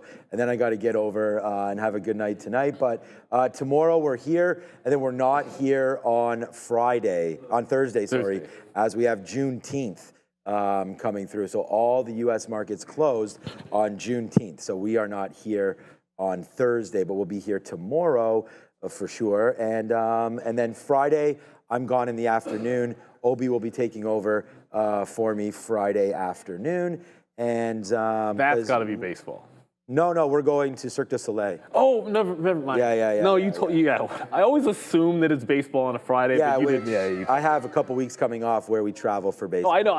It's summer, right? So I know you're coaching on most Fridays. Yeah. And then I'm going to Boston for hockey too. Awesome. So there's lots going on. Thank you so much, Scott Tomlinson. I hope the winners have been here. I hope that you're enjoying the show. So we do really appreciate that. But there goes AMD. There goes everything with only 25 minutes left before the imbalances. We'll see if this market wants to get going. But good outs on Tesla, good outs on the TQQs, and a good trade there with AMD. So yeah, man, the net's going higher here, which we're pretty happy about. It's a green day, and we're happy, although it's not a green day in the market. The market is trying to get back upside there. Maybe I should have bought the dips. I don't know. We'll see. I haven't bought the Nasdaq in a while. I was thinking about doing some of that today. Yeah, I'm not scheduled to buy the Nasdaq again until after witching on my dollar cost averaging. But also, I haven't done much buying since the latest rounds. Like I haven't been buying a lot up here. Most of my buys were in March and then after the last round of earnings. The prior earnings, I should say. Palantir did wick that prior resistance level, so it goes right into the top, does a topping tail wick. I said once we broke it out above that 85, 38.5, and then did not break this 139, that was my out back underneath this prior bar. Once it broke it, I just had my trailing stop in, so it just hit. So we're out there. It gives you that like $half move. It might go more, but I wasn't necessarily bullish enough to want to try to play it too much further. I'm also looking at a break even out on Intel. I want to keep this on Palantir just in case I find a re-entry off 138. But I'm also looking at Intel, which is trying to break back above. It's not break even for me, but if it loses like 86, it breaks 86, I should say, instead of loses. If it breaks 86, I want to jump out, which will be essentially break even because there won't be any slippage on Intel. We're getting close to 330. I think it's at that time. Market's sliding higher. So while Intel might not be out of the money, I don't want it to go out of the money at this point. I haven't really got into it outside of our reload like 20, 30 minutes ago. But Palantir, good, but I put my trailing stop in and they triggered me, and now you're continuing to go higher. I like the fact that they're buying this up. Whoops, that's not my daily chart. That's that weekly on ACB we're showing. I like the fact on a strong stock that it's been being bought up back into the prior highs. Like it's really not falling through the big levels anytime it pulls back. Like the worst day Palantir had in the last, I don't know, whatever. So you have to go back to February. This candle here on the 5th. You have to go back to February. She had a worse day than that. And what it did that day was hold on to 120, almost exactly the support zone that you'd want. So it's going into the obvious buy levels where you'd expect trend buyers to come in, and they're buying it. That's what you want to see ultimately. So you had to fight it today if you were trying to find that long. I happened to get bottom wick because I had a bid at 136 when it happened. It was just, that was the even dollar target. I didn't time it. I didn't read the tape or anything like that. If I had, I'd be long that stock. But when you find those kind of trend reversals, if you're in and you see it in the tape at that bottom, and you can find yourself 20 cents worth of risk on a stock that's down $7 on the day, probably good. But it's also good to just go into the long when you're more sure about it, when it's breaking resistance, which I like a little bit better. All right, I'm emptying out here of AMD. What other stocks you guys want to do? APPS, we can look at Digital Turbine again here. As we had sort of zoomed out on this stock and had looked at it and said, like, this may be the top, and it's kind of hovering around. I mean, it's broken through it. I mean, it's at 780 now. But just looking at that, we extended it through and was like, okay, well, maybe we have something there, but it doesn't look like we have much. Didn't really resist it. We can go check in what it looked like. That's 680. Let me see what that actually looked like today when we traded up to 680. So yeah, okay. So makes some sense here. This is where we stopped to decide what we wanted to do, and then it decided, you know, pretty good that 7 was going to be the new base right there for apps. So up 59% on good earnings report. So Digital Turbine outperforming, its expected move from yesterday. It didn't seem like there was much going on maybe yesterday afternoon into that report, but you know, a nice upside move anyways, and then just continuation throughout. So that's a great play there for apps. So anybody looking at that one, that was good. Let's check out GameStop to see what's going on, because we were looking at that last week, and there it's still $23. I guess not much going on, but I did like that I did like that 2150 area. Okay, let's do a little bit more there. So, all right, well, it doesn't matter what's happened up there. We missed that. What's more important is what do we got down here. So this is 930. So I always like to think that if a stock pulls back into its pre-market levels, that's probably a good buy, especially when we broke it so easily and went back up to the upside. So what ends up happening is the buyers take control of the stock because anyone short's in trouble because we did break that pre-market high. You know, there's not too much volume or anything going through. I actually don't even have volume on this chart, but I guess there's a little bit. Here, let's look at GME then from the day. So there's the break, there's the take, right? And then once you break the 50-period moving average, we did break it there. So that would have been a good area to maybe exit your short or exit out of your long and potentially go short. I don't ever like to go short in that situation when you are a little a ways from that, but then making the move back up and then breaking that second time, this is again, another short area if you're looking to do that on a 50-period break. And you wouldn't have to have gotten out until right now once we just broke through 22.90. So that would have given you about 60 or 70 cents on the downside there pretty cleanly.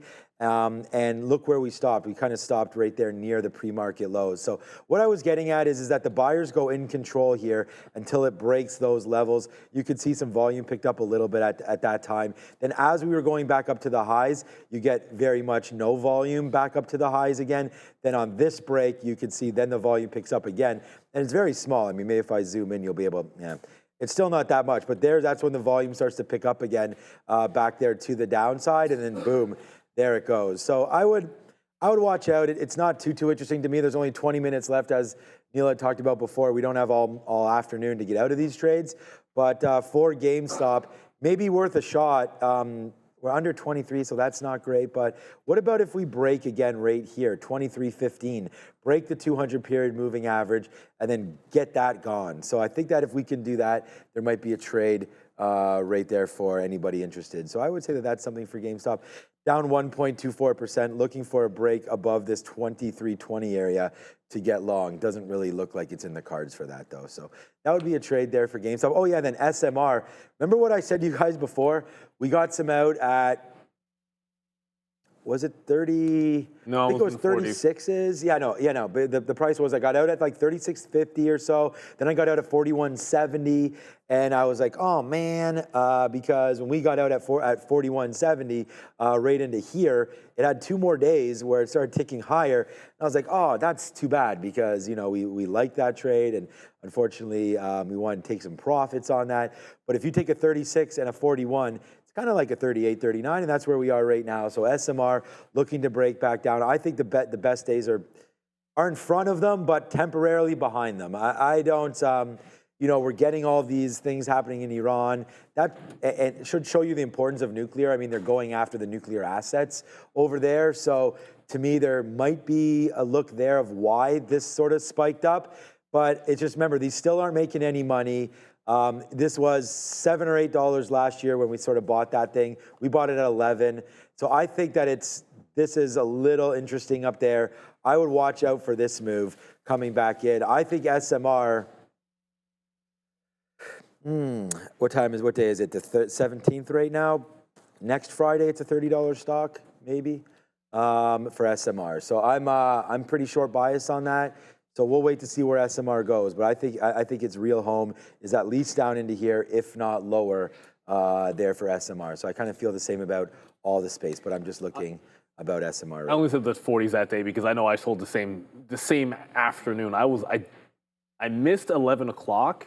Or maybe you did it. Maybe you did it while we were live, because I know I got a worse price. But I waited till after 11 o'clock during lunchtime. But what concerns me about those is go look at the companies that are making money that are the nuclear plays, like Vistra. I'm going to show you the Vistra chart.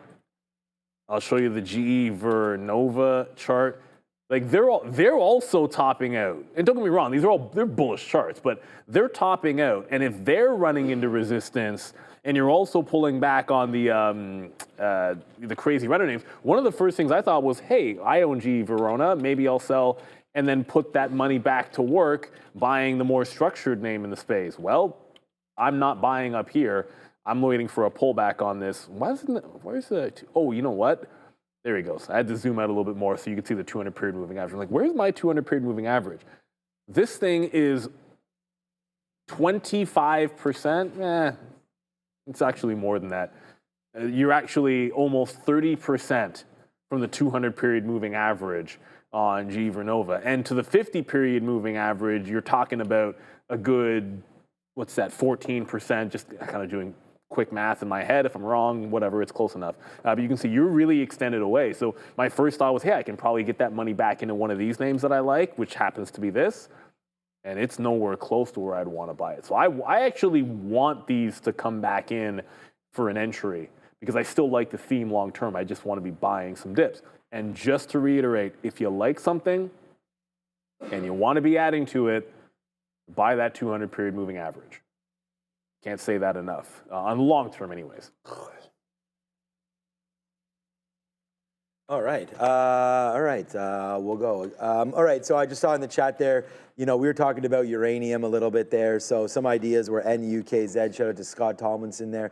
NUKZ, is that what you said? We don't have that. What is that? It doesn't look like it. So I'll call it up here. We do have URA. It's just a ETF. So here's NUKZ. It is a Nuclear Renaissance Index ETF. So Scott, you and I, great minds on it. By the way, there's AMD right now. We're trying to get this. It's almost entering the club. We've taken about like $15+ out of this market today, guys. Yeah, there it is. There's the Nukes ETF. So I would agree. I think they're all real tippy toppy right now, and hence why I sold. So yeah, sometimes we make good calls, and I think that was a decent one there, selling some of that. But there's the Nukes ETF, and then the one that we always talk about is URA. So URA, is that an iShares? Hold on a second. This is it just says Global Uranium ETF, Globex. Okay, so yeah, uranium ETF. Again, kind of similar on the daily chart, right? Just exploded there to the upside. Come on, AMD, man, now 75 cents in the money. And you can chart AMD with eSignal. I mean, just scan that QR code right there on your screen, grab an eSignal account on us for the first month. So if you're looking to backtest, you're looking for, again, all these ETFs, something that's entitlement-based, where if you don't want to look at TSX, you don't have to pay for it, right? Other places will wrap it all into one, and it's part of your exchange fees, right? Or your monthly membership or whatever you're paying for it there. This, you do it yourself. So you grab it, grab the platform, then start to entitle all the markets that you want. I'm sure it comes with something, but scan the QR code, figure it all out. Many different symbols available, over 500 of them, in fact, that you can chart on in different scanners. I have up right now 1, 2, 3. It's only 7 charts right now, but again, different things. We show the trade rates. There's the Screener Plus on your screen as well. So there's lots of stuff to look at, and I think that eSignal is the trading platform for you. And we want to thank them for this offer of that QR code and the first month free. So, all right. The other thing there was, yeah, man, we definitely, we could have had 2 bangers on. I'm glad Neil took it. But we talked about 138 on Palantir. I just chose AMD. We could have easily chose that one. So that's $1. We'll do the old Barry Horowitz or pat ourselves on the back there, because for me, it's just about things working. Because at any day, I can fire nukes off in this market and take a big position and make the whole month, the whole week, the whole everything, right? And so that's sort of my style of trading. So we can do that. And I'm glad to see that that worked out. I'm glad to see that, when we got out of our Tesla $1 ago, that seemed to have been right. When we got out of the TQQs there, that seemed to have been right? And so, and then going into the long here as well. So it's just like everything right now, we're really reading the market well. So it's just one of those things where if you're gambling and you're reading the board well, you start to up your bets, right? And that's what we're doing right now. So we're starting to, again, get a little more aggressive on all of this. And yeah, Bob, that dog. What's up, Bob, that dog? Yeah, we're firing those off. So shout out to everybody there as well. Thank you, Mayank, for the... Mayank. I only know it's Mayank because our friend has a cousin with the same name, so Mayank Vora, thank you so much. What up, Mayank? There as well. So that's good, man. Yeah, we're doing well. And like I said, it's just about trying to learn with us. And hopefully they do a good job on the midday show. And I know that the trades, at least hopefully my trades, speak for themselves, and you guys are having a good time, right? I like to talk about the family, so we both do, different events that we're doing, and just to give you guys a little bit of a different look. That was the whole point of this show, was to show you that because there's so many people that, can't make money day trading, and it's not like it's easy. It's not. So we wanted to, explain sort of some of our strategies, show you the prop trading side of things, wear stupid hats like this that say SVB, Risk Management Department, and of course they went bankrupt. You guys know Silicon Bank right there, so it's this funny hat there. But yeah, just have a good time, enjoy everything. AMD right now, by the way, is at that 200 period moving average, so that's why we've been really getting out. So now that it's dipping back in a little bit, I only have a quarter of my position left. Let's get another piece out right there. There we go. Now we have 15% left of this trade. I'm pretty happy with it, and it's been a good one. So yeah, man, we're gonna fly through here. It's only 10 more minutes until the imbalances, and then it's Michael Noss. Nope, it's Brian Shannon and myself, and Adara and myself and Brian Shannon on the recap show. Let me just see if this guy DM'd me. Just for everybody here, this sliding in the DM. Intel won't break 2080. It wouldn't break 2080 this morning. It won't break 2080 now, so I just jumped out of it in this sideways consolidation. Short under 90, can't seem to break down with the rest of them. I mean, the market's bouncing anyways. That's the other side. Like, the market's bouncing. You needed maybe the market following through to take you down through that low, so I'm out. Palantir, I don't know if I'll reload it if we get back to 38 when we're this late. And, oh, that's right, I sorted this so you guys could look at the halts. Now I'll sort it by size again so we can get an early look on the imbalances. Nothing really standing out. This, I know that the penny stock is GNLN, so completely ignore that. CNQ, that's dual listed. I tend not to care about a dual listed stock unless it comes out the same way in both markets. We had to come out of buy in Toronto CNQ. Not much. SLB for a couple of million shares. HPE sell 2 million, but that doesn't really matter. I don't know this. I don't know well. 1.3 million to the sell side. So the only thing that stands out is Oracle. Early look of 900,000 to the buy side. And Oracle, great rally for Oracle. Great stock. No questions asked. And this is on my e-signal once again. But it seems like it's in this little...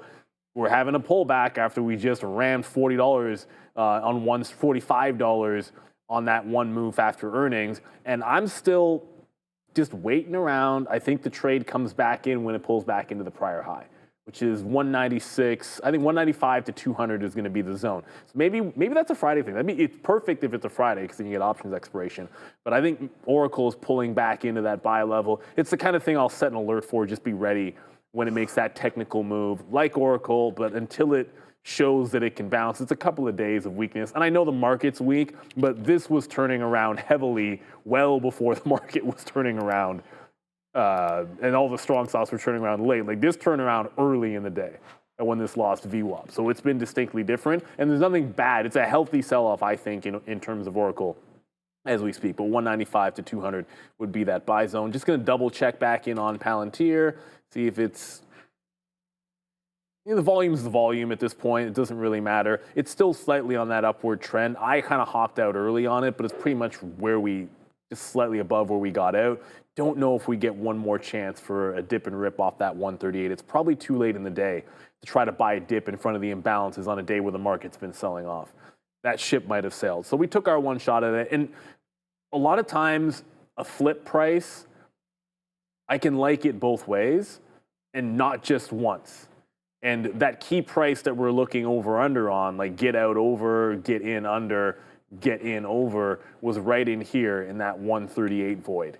And sometimes you just need one price level in one stock, and then that can be it. And sometimes it's a setup that works a million times. I wouldn't reverse every single stock. If I have to think about what was an obvious, it was weird. I don't know why I wasn't short here on Intel. And I'll come back to this because the other day, Intel did another irrational move up. And I remember sitting in this thing in the afternoon show, like, why isn't it going to go down? And then it absolutely flushed. It did another breakout on absolutely no news. And this time, when I got it, when I'm like, oh, it's turning around in the tape, it actually did. So I got out of the long and then just didn't short that stupid thing. And look at the 15-minute break of the trend. It flushed 50 pennies, 2.5% on Intel. You get in where you can, but it could have been a little bit better on that name. Only got the peripheries of that stock. But somebody irrationally has been buying this at times in the last couple of weeks. I don't know what it means, but it gets a little more interesting if this thing can ever get above 23 bucks. It's so far away from any meaningful breakout that even when it goes like 7 or 8%, it's literally nothing. Adara? We know that Trump was meeting with his national security team. That was reported earlier. The meeting was supposed to start at 1. Well, now apparently it's ended. According to CNN, it lasted over an hour. And apparently we might be expecting a press conference as well. So I will stay tuned. If I see anything, I'll let you know. But there were some reports that following this national security team meeting with Trump, there would be a conference. If I see any details, of course, you will all be made aware. Back to you. All right, so yeah, on that note, I'm just getting some more out of AMD. I just switched over my stop into 127 break. So we'll take 35 cents at a minimum on this trade, and that's that. So we actually just added, like the rich got richer there on AMD today. It was already my #1 stock, and we just hit it again. So I think that that's part of the reason why we did this, why we chose this name, is just because of, you know, we thought we had good reads. We talked about it coming right back into this level, and like I said, man, sometimes, you know, when it hits, it hits. So good trading there to the upside. Like, it looks silly because we're planting red roses here, but that's just the way I'm doing it. I just kind of get bored. I'm taking out pieces on the way up, and you know, I have enough shares to be able to do stuff like that. So that's just what I'm doing, piecing it out on the way up. You know, like when we have a trade like Tesla or something that's actually moving, as Neil said, we are running out of time. So it's kind of like just take it out as it goes. We take out a lot here at the 50 period, which was that 2-to-1, which we had talked about. Then we took even more out at the 200 period. I expect the bottom of the day to get back to the 200 period good enough. And then we'll always try to hold for that huge move. But now with only 4 minutes left until the imbalances, we saw DJT. I mean, maybe that could be something that we watch out for today. Yesterday, DJT had a 3 million or so buy imbalance, which shot this thing, you know, literally to the moon right there. It looks like a, you know, like a spacecraft, straight up to the upside and then straight back down there again once that imbalance was discovered and gone the other way. So again, interesting times here when the imbalances come out. So we can wait to see if anything pops on DJT. If it does, get your order ready to go, man. Just punch this long 18, like you're gonna have to have an order in to automatically execute. Like if it comes out a buy again, you're not just going to be able to throw out the bid and think you're going to get them. You're going to have to aggressively punch in. So if you were thinking about taking a trade on DJT 1863 or 4, that's that break right there. You can put that in. If it comes out a buy, bang, hopefully you get punched in, and then we have that upside move. But Neil already showed you the pending imbalances, and it didn't look like, you know, I mean, DJT, we don't get to see it on here. Because it's a it's a Nasdaq stock, yeah, so it's not on there. These Nasdaqs, notice the time, 9:30 and so on and so forth. So what I actually have to do is right click, and this is what we have here. This is a system built by traders for traders. So you can not look at anything you want, ARCA, anything. So I've actually activated the sources that I want. So I'm gonna get rid of right here and only look at NYSE and Nasdaq fills, right? And so once those come through at 350, they'll all activate, and then this market time will all say 350 there, as these are from the morning. So market on open orders. It's the same imbalance locator for both times of the day. It'll just show the mock now, the market on close. The other ones are called moves, the market on open. Let's check out the biggest of the bears here again with Big Bear AI. Again, another stock that I really like. For a chance to go. We nailed this today. This is going to be a good stock for me.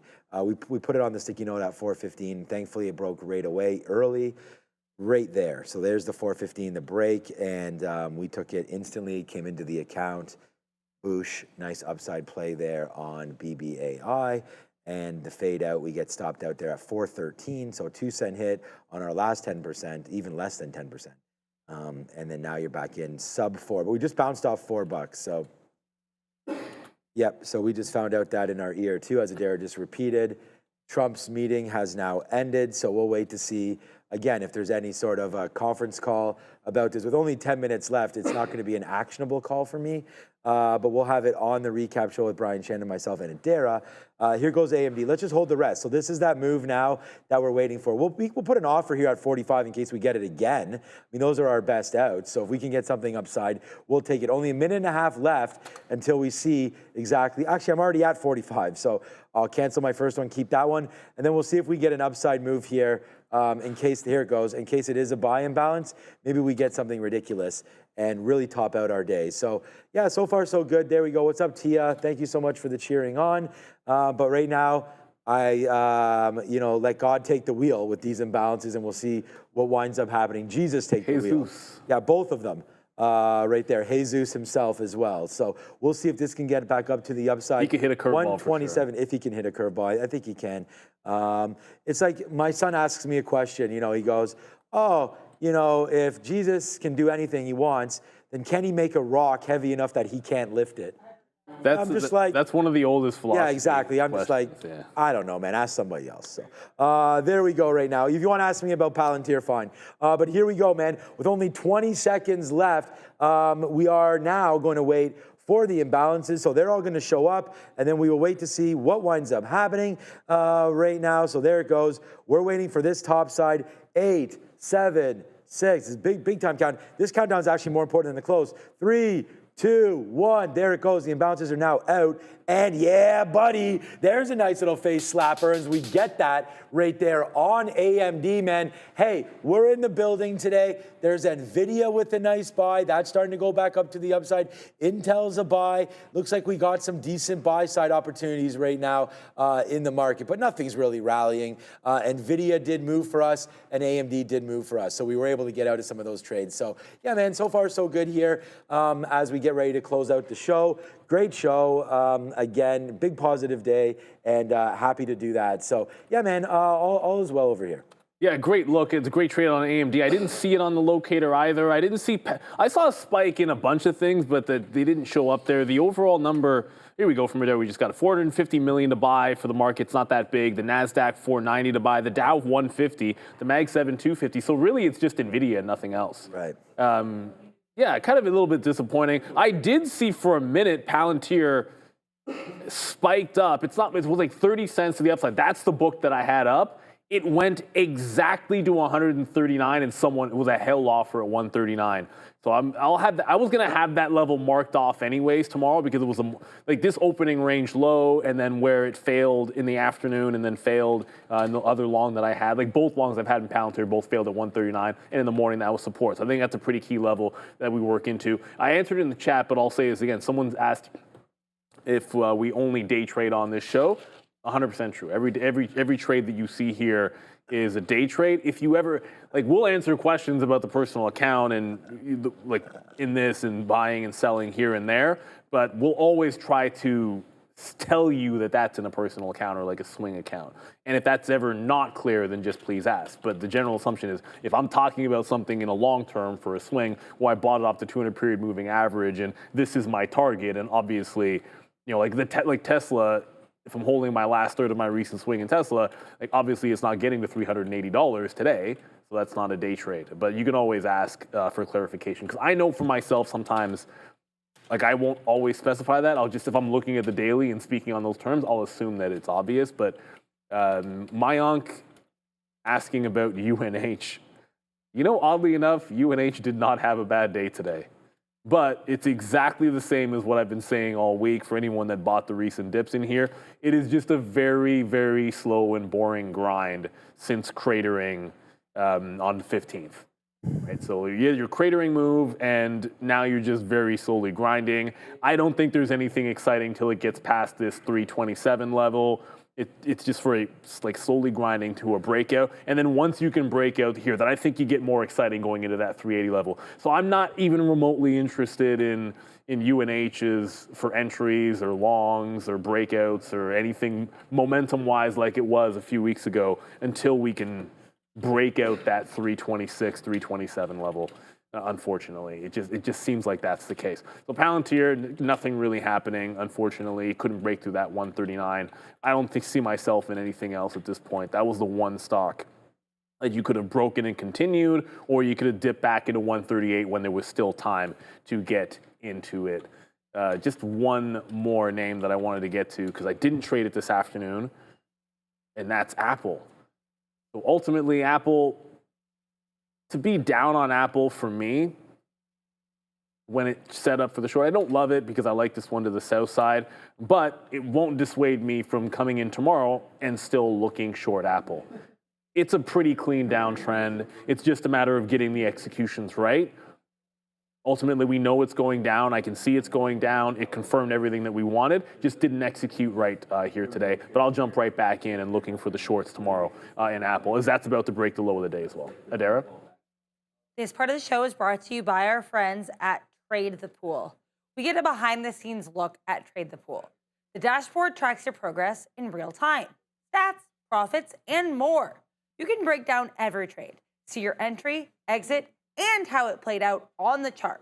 Check the certificates page for your full summary, achievements, and payouts. In this clip, that is Michael T. He has already earned over $75,000 in total payouts. Trade the Pool gives you the tools and the capital to go further. Ready to level up? visit tradethepool.com or scan the QR code on screen. Back to you. I was just telling Sean, I'm reminded that I have to drive home today because I drove in. And he's like, yeah, I'm surprised you haven't already walked to the subway one day out of pure muscle memory. I did do it once, and I got like out, and I was standing at the corner. I'm like, what the heck am I doing? I drove here, and I turned around. So thankfully, I hadn't gone to the subway already. But yeah, the traffic, bye-bye imbalances. Looks like we're headed to the downside on flips. I mean, NVIDIA was the only one, and it flipped to a sell. Okay, so it was the only imbalance with 1.6 to the buy side. It is now gone, which means it has likely paired off, possibly even flipped.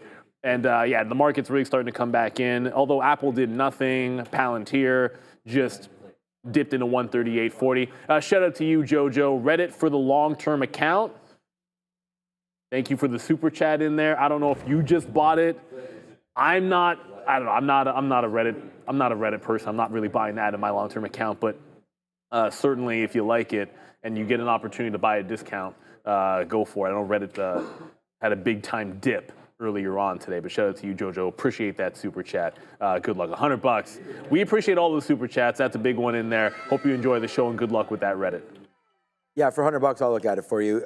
Here's Reddit right now. I look at it for free, doesn't matter, but there it is right now. I love that call. I think Reddit is a big thing. I'm actually going to buy some in my long-term account very shortly as well. So I do like Reddit here 100%. So breaking back above the 200 period moving average, good report from them. Nice move higher. So I think it's a great look there for RDDT. So good look on that.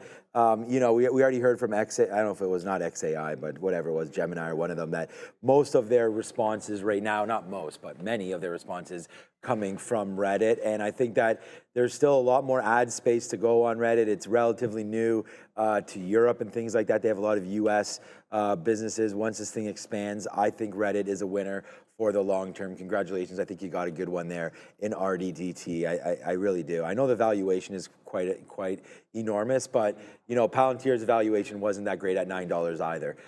So we'll wait to see what happens here with RDTT. So yeah, not a super exciting close, that's for sure, depending on, you know, who you are, I guess. But right there, AMD, let's just get out right now at 30s. Oh, I had an offer higher, which is why I coded purple there, but okay, I'm gonna go get set up for it. But yeah, a big day alert, man. Like I said, we don't talk about P&L, but when we just went 5-1, and you know, all of our winners are bigger than our one losers. So it's a big day here today. It started off with AMD, and that we topped it off there. AMD's more than triple the next big winner. Tesla was a great trade as well. Those shorts, boom. I mean, that's a good one there. The Nasdaq, I mean, let's go. This short, huge. BBAI, let's go. So we're showing trading the futures, trading Big Bear AI, Palantir, the Tesla, and AMD. So, you know, a couple good days here. Thank you so much, Mike DeRider, for saying that, and thank you for coming back every single day. Tomorrow's another day.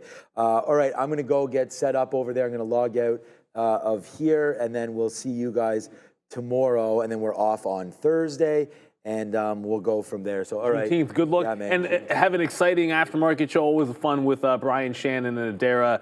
He's a fantastic guest. With only a minute and a half to go, Husa is, I don't have a pun for this thing. It's tanking, whatever. It's absolutely tanking. Thank you, everyone, for pointing that one out. I don't know that anybody is still in this. It just failed the halt price. It just failed 22 pretty cleanly. And a lot of times, like, the volatility is due to the fact that there right now isn't a lot of liquidity. There's only a minute to go to the close, but the spread really opened up there. They just absolutely rugged it. I don't wonder if Indo didn't do a similar move, because these are, I mean, a similar move in Indo as that started to pull back. And remember, these are those are the frothier energy names. You're not buying, when you join the trend because of the geopolitical news, when you join the trend in Indo or Husa, it's not like you're buying it's not like buying XOM. You know, XOM fundamentally is just, obviously it's a different ballgame. I know this pulls back, but you're not going to get rugged to the point where there's no liquidity, because Husa, that's the kind of thing that can, like, this can ruin a trader. Like, if you were long in here and say you miss your stop, You're long 22, you're cruising in the money $1.50. Next thing you know, you miss a stop and you're out $3. That's what can happen in these names. They're not the most liquid. When the algos decide they don't want to quote it anymore or quote it less, it gets into trouble very, very quickly. But yeah, get the camera off me. We got 10 seconds left in here. The bell brought to you by Orogenics. We got the chat going into the close. OGEN listed on the NYSE. And as you can see there, Adara ring it. There we go, and thank you to Orogenics there. Brain health matters, and I think we root for them. It's one thing. I mean, it's one thing having a company to solve a problem to make some money. It's another one when the problem's something we can all get behind. Brain health and concussions are a big deal, especially if you're a sports fan out there. And so, good luck to them, and we appreciate them for sure. Thank you again for that super chat, JoJo. Appreciate you, and good luck over there on Reddit. We do wish you the absolute best. Always want everybody to print. That's what it's all about. Well, if you're trying to print today, you could have been long early, but then you were mostly short in the afternoon. The Nasdaq closing like 0.9 to the downside. The ES a little bit less than that. You did have some bigger losers like Tesla down 4 points, Palantir down a couple of points, and some of the chip names though holding up despite the drop in AMD, despite the drop in Micron. They actually still ended green on the day. Some of the stronger chip names just only barely. So there were some kernels of strength out there, and we weren't down more than 1%, so I don't think it's nothing to panic about. But as a trader, it's certainly exciting. Just got to give a big shout out and a thank you to our team on the ones and twos. We're in a bit early today, doing a webinar before we came on, so it's been a long one, but it's been a fun one. Shout out to the Midday boys as well. The best part, it's not over yet, everybody. Sit back, relax. You don't have to go anywhere. All you have to do is watch the screen, go from the afternoon show to the market recap with Sean, Adara, special guest Brian Shannon, right about now, everybody.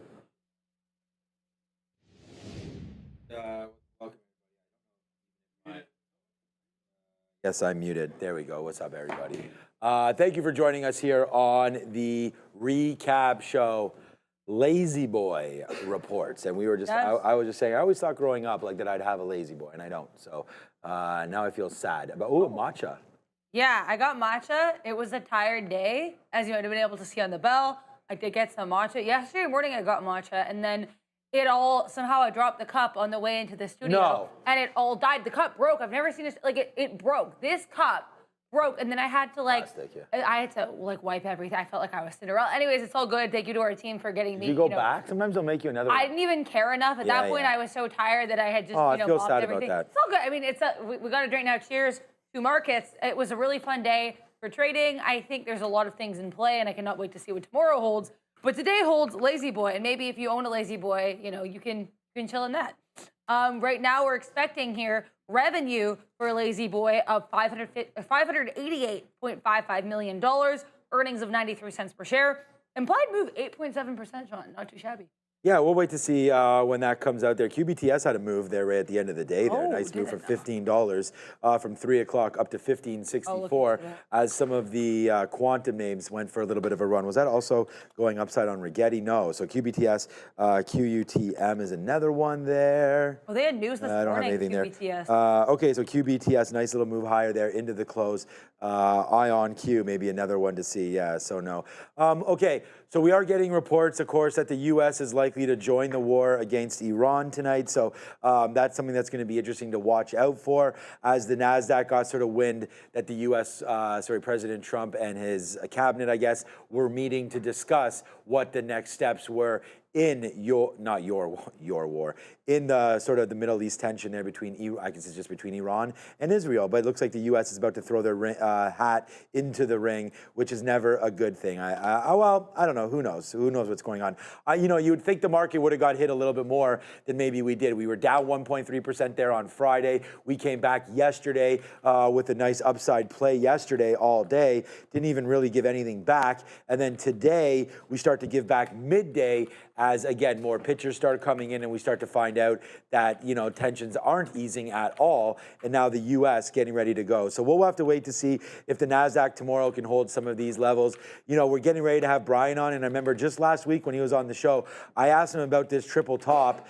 And, you know, sometimes when you get up here, you just need an excuse to fall back down. And it looks like right now the market is giving us that as further escalations on geopolitical tensions led to this market pushing a little bit lower. But it was kind of a strange day because, you know, sometimes you had seen, and I still think there is a connection between Bitcoin and the market. You know, when the market's up, it seems to be Bitcoin likes to get going a little bit. When the market's down, crypto likes to go down. We have news. But right there on the spiders, the gold ETF right now today, relatively flat. I would have thought this was up. So maybe right here, there isn't sort of the fear right now in the market because we don't see a run to gold. We could talk about USO as well. The only sector that was up today, as you can see, is energy. We have USO, UNG, and we actually talked about the stock heat map earlier on today, and I know Adair does this as well, but here's energy. Oh my God. It's the only green look out of everything today. So if we break out, you know, this energy, look at this. Every single name there, XOM 1.5%,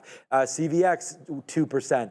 You know, all of the energy names look like they're upside. And then you get like health technology. We had some negative news today. I think it was AbbVie had a fail there. Eli Lilly, there it is right there. Eli Lilly's pushing back down. J&J, as a lot of these names are dividend plays, but the dividends, again, may not mean anything if the stock market wants to keep going up because the rates obviously affecting this as well. Tomorrow we have Chair Fed, well, FOMC, but Powell is going to be taking the mic. It's a 99.9% chance of no movement tomorrow, according to the Fed rate tool. So we're not expecting anything on that, but we are looking down here. The reddest, you know, sector today, it looks like healthcare technology, consumer durables. We talked about XLP, that ETF headed lower from the likes of Tesla, GM and Ford all go lower today as well. Home builders, Lennar, DHI downside, PHM down, Hasbro, the toy maker, also to the downside. So, you know, there are some,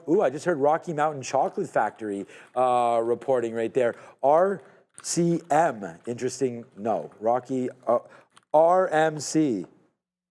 No, okay, I have no idea what the symbol is. Right there. RMCF, but I only know that because it's in front of me on RMCF, Benzinga. Okay. It's already on Benzinga. Okay, did Lazy Boy come out yet? I'm not seeing Lazy Boy. I can talk about this XAIR though. Sure, what's going on with that? Beyond Air. There goes Lazy Boy, the might be company. Yep. So yeah, XAIR revenue they're expecting here. I'll just start with the guidance. Q1 guidance at least $1.7 million, projecting fiscal 2026 revenue between $12 million and $16 million. So if they only want Q1 revenue to be around 1.7 million, I wonder how much the rest of these quarters are going to be if that's their yearly revenue guidance. That is, the math is not quite mathing for me, but you know, it's the company's guidance. It is what it is. For the current quarter, so Q4 2025, they guided a loss of 9 cents, or sorry, they reported a loss of 9 cents per share. That is smaller than the expected 12-cent loss. And sales here of 1.15 million, missing estimates of 1.39 million. So EPS beat. Sales miss. I'm looking for LZB. I am not seeing LZB earnings quite yet, so I guess Lazy Boy's being a little bit lazy with when they release these results. We had a funny move down today in Palantir. I mean, down 2.5% as we saw that OpenAI not for some reason, but they also get a contract here today. Just reading over the notes, OpenAI grabs a contract with Department of Defense announcement, $200 million contract for OpenAI. And then we just saw Lennar there, and then Apps making moves today. Oh, yeah. Were two other big names that had to move. But there goes Palantir. Palantir, that's all-time highs up here at 144, 143, 144. I think, what was that high tick right there? 145, okay. So Palantir kind of just on a space by itself right now.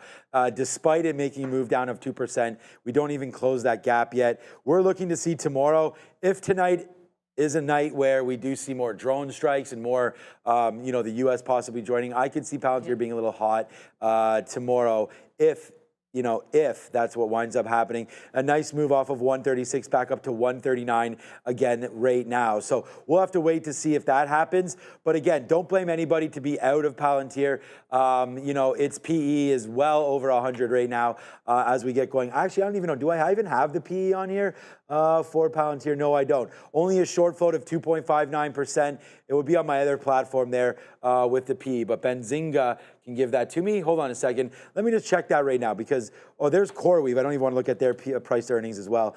There's Palantir, price to earnings ratio. There it is right there. The forward PE, 256, and current PE of 614. So that is just absolutely ridiculous. And again, when we talk about what stocks are valued at, here it is, RMCF. There it is, Rocky Mountain Chocolate, red on there. So, you know, I can't blame anybody for selling out of a name like a Palantir. It's had such a huge run, and if you are worried about valuations, nothing wrong with taking a little bit off the table. You guys know I did a little bit of that, but I did it at like 133. Maybe it's time to take a little bit more off on Palantir and put it into an index or something. But Palantir, as I told you, is kind of a stock that's very, very unique. I looked at Big Bear AI as another possibility to pop up here, and again, another big deal with DOD. They've had some Department of Defense ideas as well. I do like Big Bear AI, but let's talk about something else. Silver today. Look at this breakout on silver. We could talk about this until the cows come home. That's a nice break.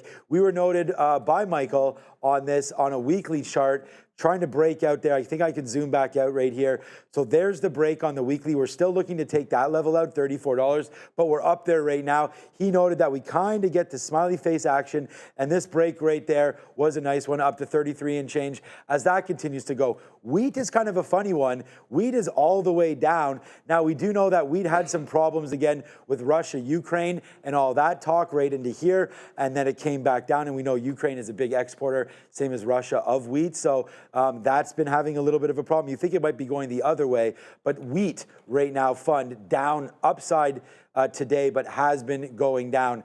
Interesting, though, today when we look at the TAN ETF, right? This is going to be all about solar. They lose the subsidies on solar. So, you know, again, it's kind of like what's been happening with Tesla using some of those EV credits. We've seen them have deliveries and sales to the downside. It's happening again here right now for some of the solar names. The Trump administration really has never mentioned too much about solar, and bye-bye for those subsidies right now as the government looks to take back some money from giving out money for those that support solar. I would think that that might be a wrong move, but there comes to the downside right now with TAN and such names of FSLR for solar.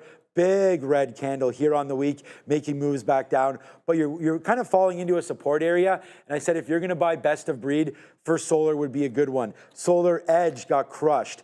I mean, I don't know what to say about this. This one lost right there, 195. As soon as we gave that up, man, this was a multi-year low, and that was gone. And like that was 195, man. This is a $15 stock. So if you don't want to listen to anything macro, that's cool. But at least if you're looking at the charts, don't make the mistake of holding on to something once it breaks. I mean, some good examples of that, like Intel, you know, the minute it broke this little area right there, right into here, it dropped from 26 down to 20, got as low as $19. We can go back forever on Intel, but when you lose areas, you have to be very, very careful of what the downside risk is, right, in those names. So that's what Intel's been doing today. It actually had a decent day today, Intel, as some of the chip names started to go back up to the upside. So let me just go over here into a 3 or 2 minute chart. We had a big move up on AMD. We had a big move intraday on Intel. I'm not even sure what that was. We'll never know. That was a huge move. Marvell had something similar though. So I'm not sure what was going on there. Marvell up to 72 and all the way back down into 70 as well. A name that I brought up, I think it was either last week or a couple weeks ago, was Target. We're waiting for this to break out on the daily as well. We kind of got above 100, but we didn't take out that 103 area. If we can do that again, I think we have another test. So that's one test to try to break there, a second test, third time's a charm on Target, if that can get going back up to the upside. But why not just stick with best of breed, right? Look what Costco's been doing. A lot of you have been sleeping on Costco. Haven't seen many of you. I can't believe I'm talking this long. I still have energy. This is crazy. We actually did a show with an Italian bank this morning where we were live for about an hour, and we had translators, everything like that. That was a lot of fun. We've been doing that with them for a minute, Finico Bank. So go check them out. Give them some love. They are Trader TV Live supporters for sure. But we have to get I was up. The alarm went off at 5:30, which isn't that early, but normally it's off at 6:30. But anyways, there's the move down. I only live half hour away. There's the move there on Costco. Again, we want to buy names that had great reports and that have fallen back. And what has Costco even fallen back on? Well, we had bad retail sales this morning. It wasn't a hugely bad number. I think it was minus 0.2 versus plus 0.3. I saw it was a little bit more significant. I'm going to check. Okay, go double check that. But it is, yeah, it's minus 0.9. That's what I thought, negative 0.9. On the year over year. The year over year was, okay, let me We'll find it, don't worry. 3, yeah, year over year I'm seeing kind of Flattish, right, yeah. okay. All right, so month over month, a negative number there for Costco. So you're seeing it for retail sales. You're seeing Costco give a pullback right now on the daily chart. So I know it's still on Adara, but that's okay. Fabian is setting up with Brian. So Costco pulling back a little bit as well. Let's go back to another best of breed name, Walmart. You know, both of these names, we've seen Walmart again in tariff time. I don't know why I'm calling it tariff time, but there's the move down. It breaks through the 200 period, but then not for very long, retakes that and goes back up to the upside. So if you had some FOMO about missing some high quality US names, right, like a Walmart, like a Costco, falling back into some of these levels, you may have a good opportunity one more time. And remember, if tomorrow we do get a bad news, sorry, I got to take this out of my ear. As we get tomorrow, some more information coming as a possible U.S. entering the building now with Iran and Israel, you could get a more of a push back in.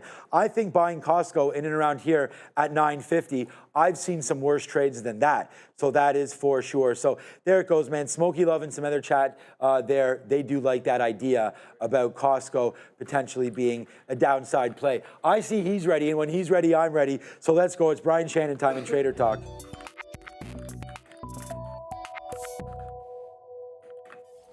All right, Brian, how are you doing today?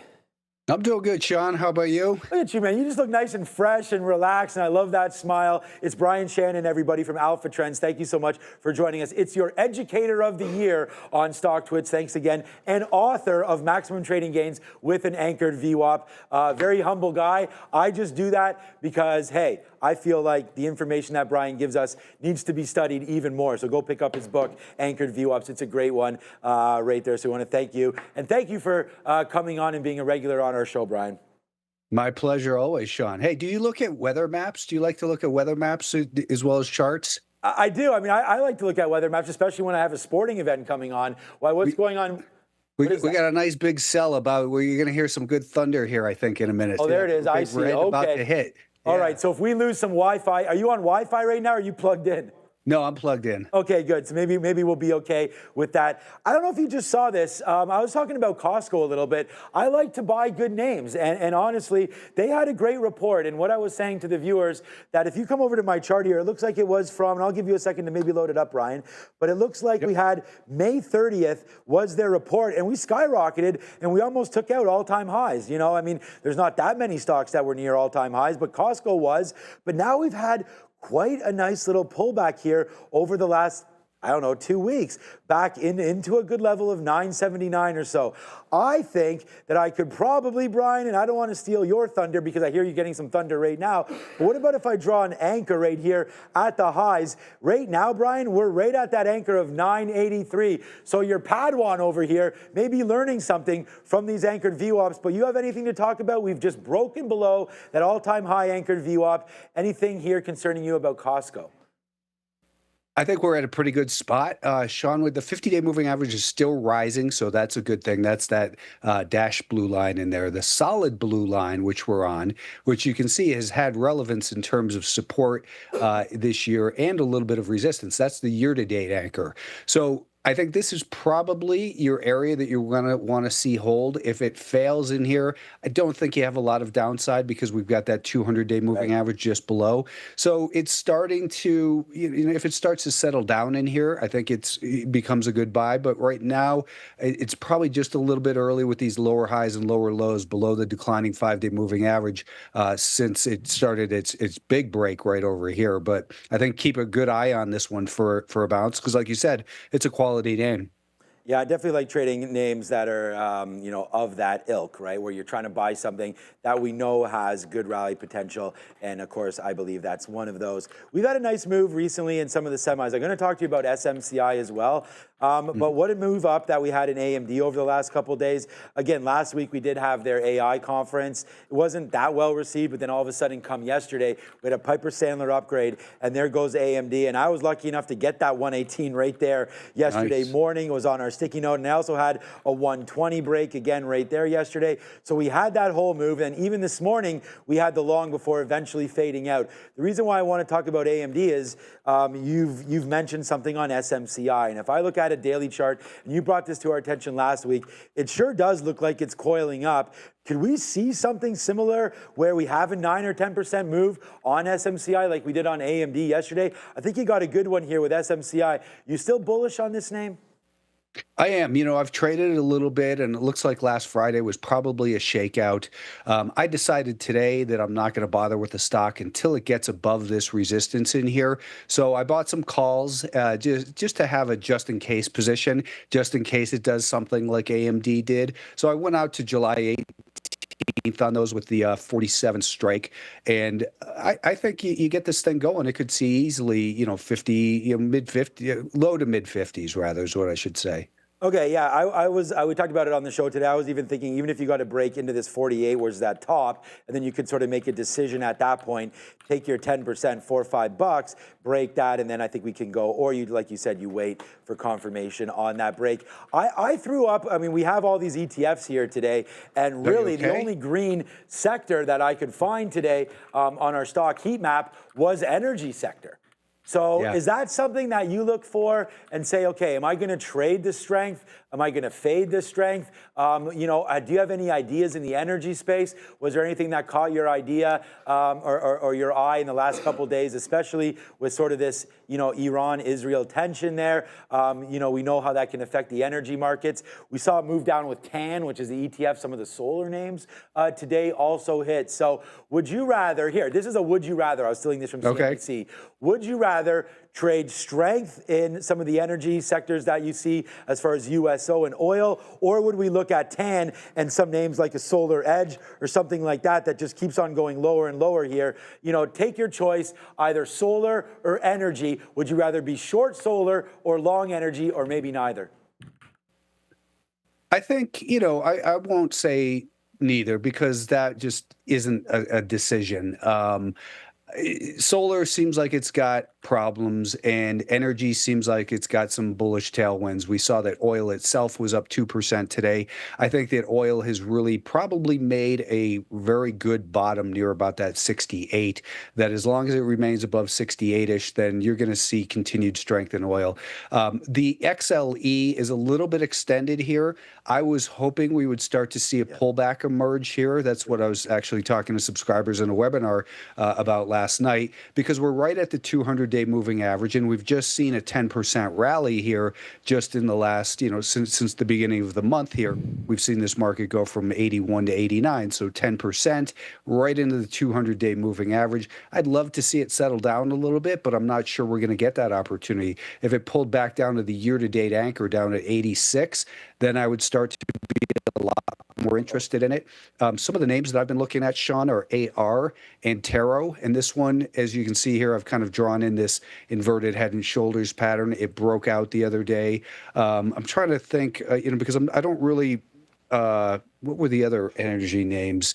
CVX. I'd have to look at my list, which isn't here in front of me. But that one definitely. We spoke about Oxy last week. Yep, Occidental. And that's I typed it in wrong. Occidental, and that one's back above its year-to-date anchor. It's got a declining 200. So I'd rather be interested in a stock like AR that's breaking out to new highs rather than looking at Oxy, which is still in a downtrend. So this is a several year high in AR.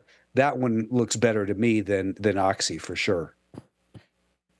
Thank you so much for being here with us today, Ryan. You just mentioned oil there a little bit, and I want to talk about another sector or area that's on watch with these geopolitical tensions, and that's going to be defense.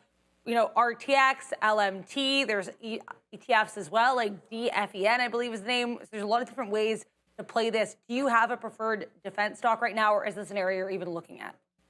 I have looked at it recently, and LHX is one that I was in and actually got stopped out on this move. So, I never got back into LHX. It was this perfect little flag. I thought it broke higher and it gapped down, continued to lower that morning, and then had this huge reversal LMT looks like it should be able to get going here. We've got this 490-ish level that's been resistance, but it just trades really too squirrely in here for me, all this volatility. So I'm basically leaving them alone. LHX, like I said, I had been in. LMT, I had a small trade in that earlier this month, but Raytheon is clearly the winner, the leader here. So I think that's the one to probably keep a closer eye on after pullbacks to start to, look to buy strength in there, Adara. Thank you so much. So we saw, thanks for all of that, Brian, of course. Some people in the chat looking to get your opinion on Reddit. I mean, again, Reddit today up 6%, a relatively new name to our market. I mean, IPO'd, I guess, a couple years ago, and a nice little move upside right there, breaking through the 200 period moving average. Now heading, I don't know who drew this line, probably Neil, but that's okay. Right there, breaking above this 125 area right now. I would say it was in the penalty box underneath, and I think we might be free skating right here, upside right now on Reddit. Again, some of the large language models now using Reddit more often and putting those answers, into theirs. So again, deals being made with OpenAI with Reddit for sourcing some of their data. And again, more data processing, hosting, and related services is the sector they're in. So I think we're right here with Reddit. I don't know, I'm not huge on Reddit myself, but I do understand the use of it right there. The user input's pretty key. And whenever I'm on it, there doesn't seem to be that much advertising. So I do think there is a little bit of a runway for this stock. I think it's out of the penalty box. This is something that you've sort of coined. What do you think about Reddit right here, right now? I think it might be a long until we break back down below this 125. I think you're right, Sean, that it broke back above two things. One, the anchor off of this high that we saw here, and that's that purple line. So you can see how it got trapped at it with that prior rally, and then right at that 200-day moving average, it gapped above there today, and it's back above the and closed right at the year-to-date anchor.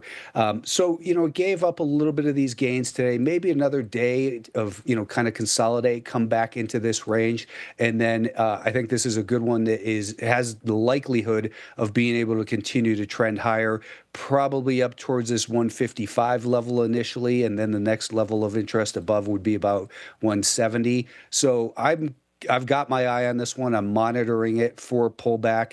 Again, I don't like to, you look at it, went from 110 to 145 in 3 days. So if it settles down a little bit and rebuilds, I'd like to buy the strength after a pullback from here. Right, yeah, let's let it settle down a little bit. You don't want to buy the hype too much on that. Any thoughts on crypto right here? I mean, I have IBIT. It's kind of looking toppy to me a little bit. I mean, I feel like, that's once, twice, maybe even thrice and 4 times there. Now to the top side here with unable to break it. Little surprising that we're down 4% today.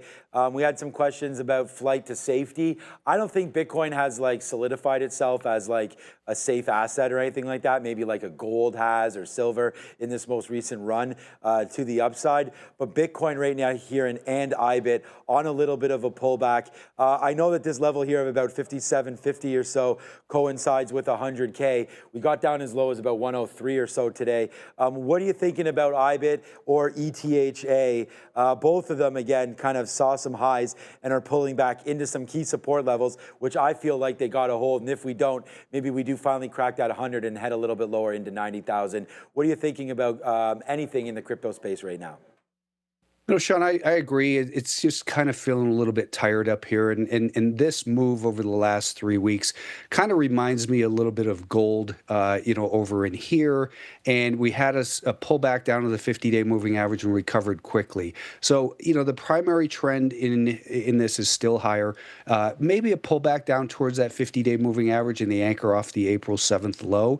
That would be nice to kind of reset things, and it gets back up in here. So if you look at this chart, and imagine it coming down to that 50-day moving average and recovering, you could see it kind of, doing the same thing that gold did. Not that it's meant to be, a blueprint for what Bitcoin will do, but I think that's certainly a possibility because this zone looks like where we are now. If we pulled back to that, 55 level, it was at 55, in that 50-day moving average on IBIT, I think that it could reset and rebuild some energy. Maybe if we just got a little bit too much bullishness up in here, shake some people out, recover quickly, and then get up and go. All right, great analysis right there. I just want to acknowledge we just had a couple Super chats come in. I want to thank Joe again right there for 10 memberships. Show the screen here if you can, Fabian. There's Joe again, 10 memberships there. And thank you, Joe, as well, for that $100 there. He was asking about Reddit and the long-term account. So he asked for that about 3 o'clock this afternoon. So I wanted to bring that up again. And thank you again for those memberships. They're already claimed right there. So thank you for all of that. All right, you've given a lot of great answers to everything that Adair and I have thrown at you. Is there maybe something that you want to highlight right now? You talked about SMCI last week. We sort of reviewed a little bit of that this week. Is there anything that's caught your attention over the next couple of days that you're looking to enter, or maybe you just have? Yeah, ALAB I still like. I'm sorry, SMCI. I was going to talk about ALAB next. ALAB is kind of looking like it's wanting to get going. Now, it's been holding here at this support of 90. What I was hoping for the other day is we could kind of see a quick shakeout and then recover, but it's holding really firm in here. Now, it's still, you know, kind of range bound in this zone, but I've got a close eye on ALAB. APP also, you know, it didn't get the addition to the S&P 500, then it started pulling back. It's still in pullback mode, but we're getting down to the anchor off of this low right here. So I'll be monitoring that one for the next 3 to 4 days for it to probably, you know, kind of start turning sideways and then move higher again, Sean.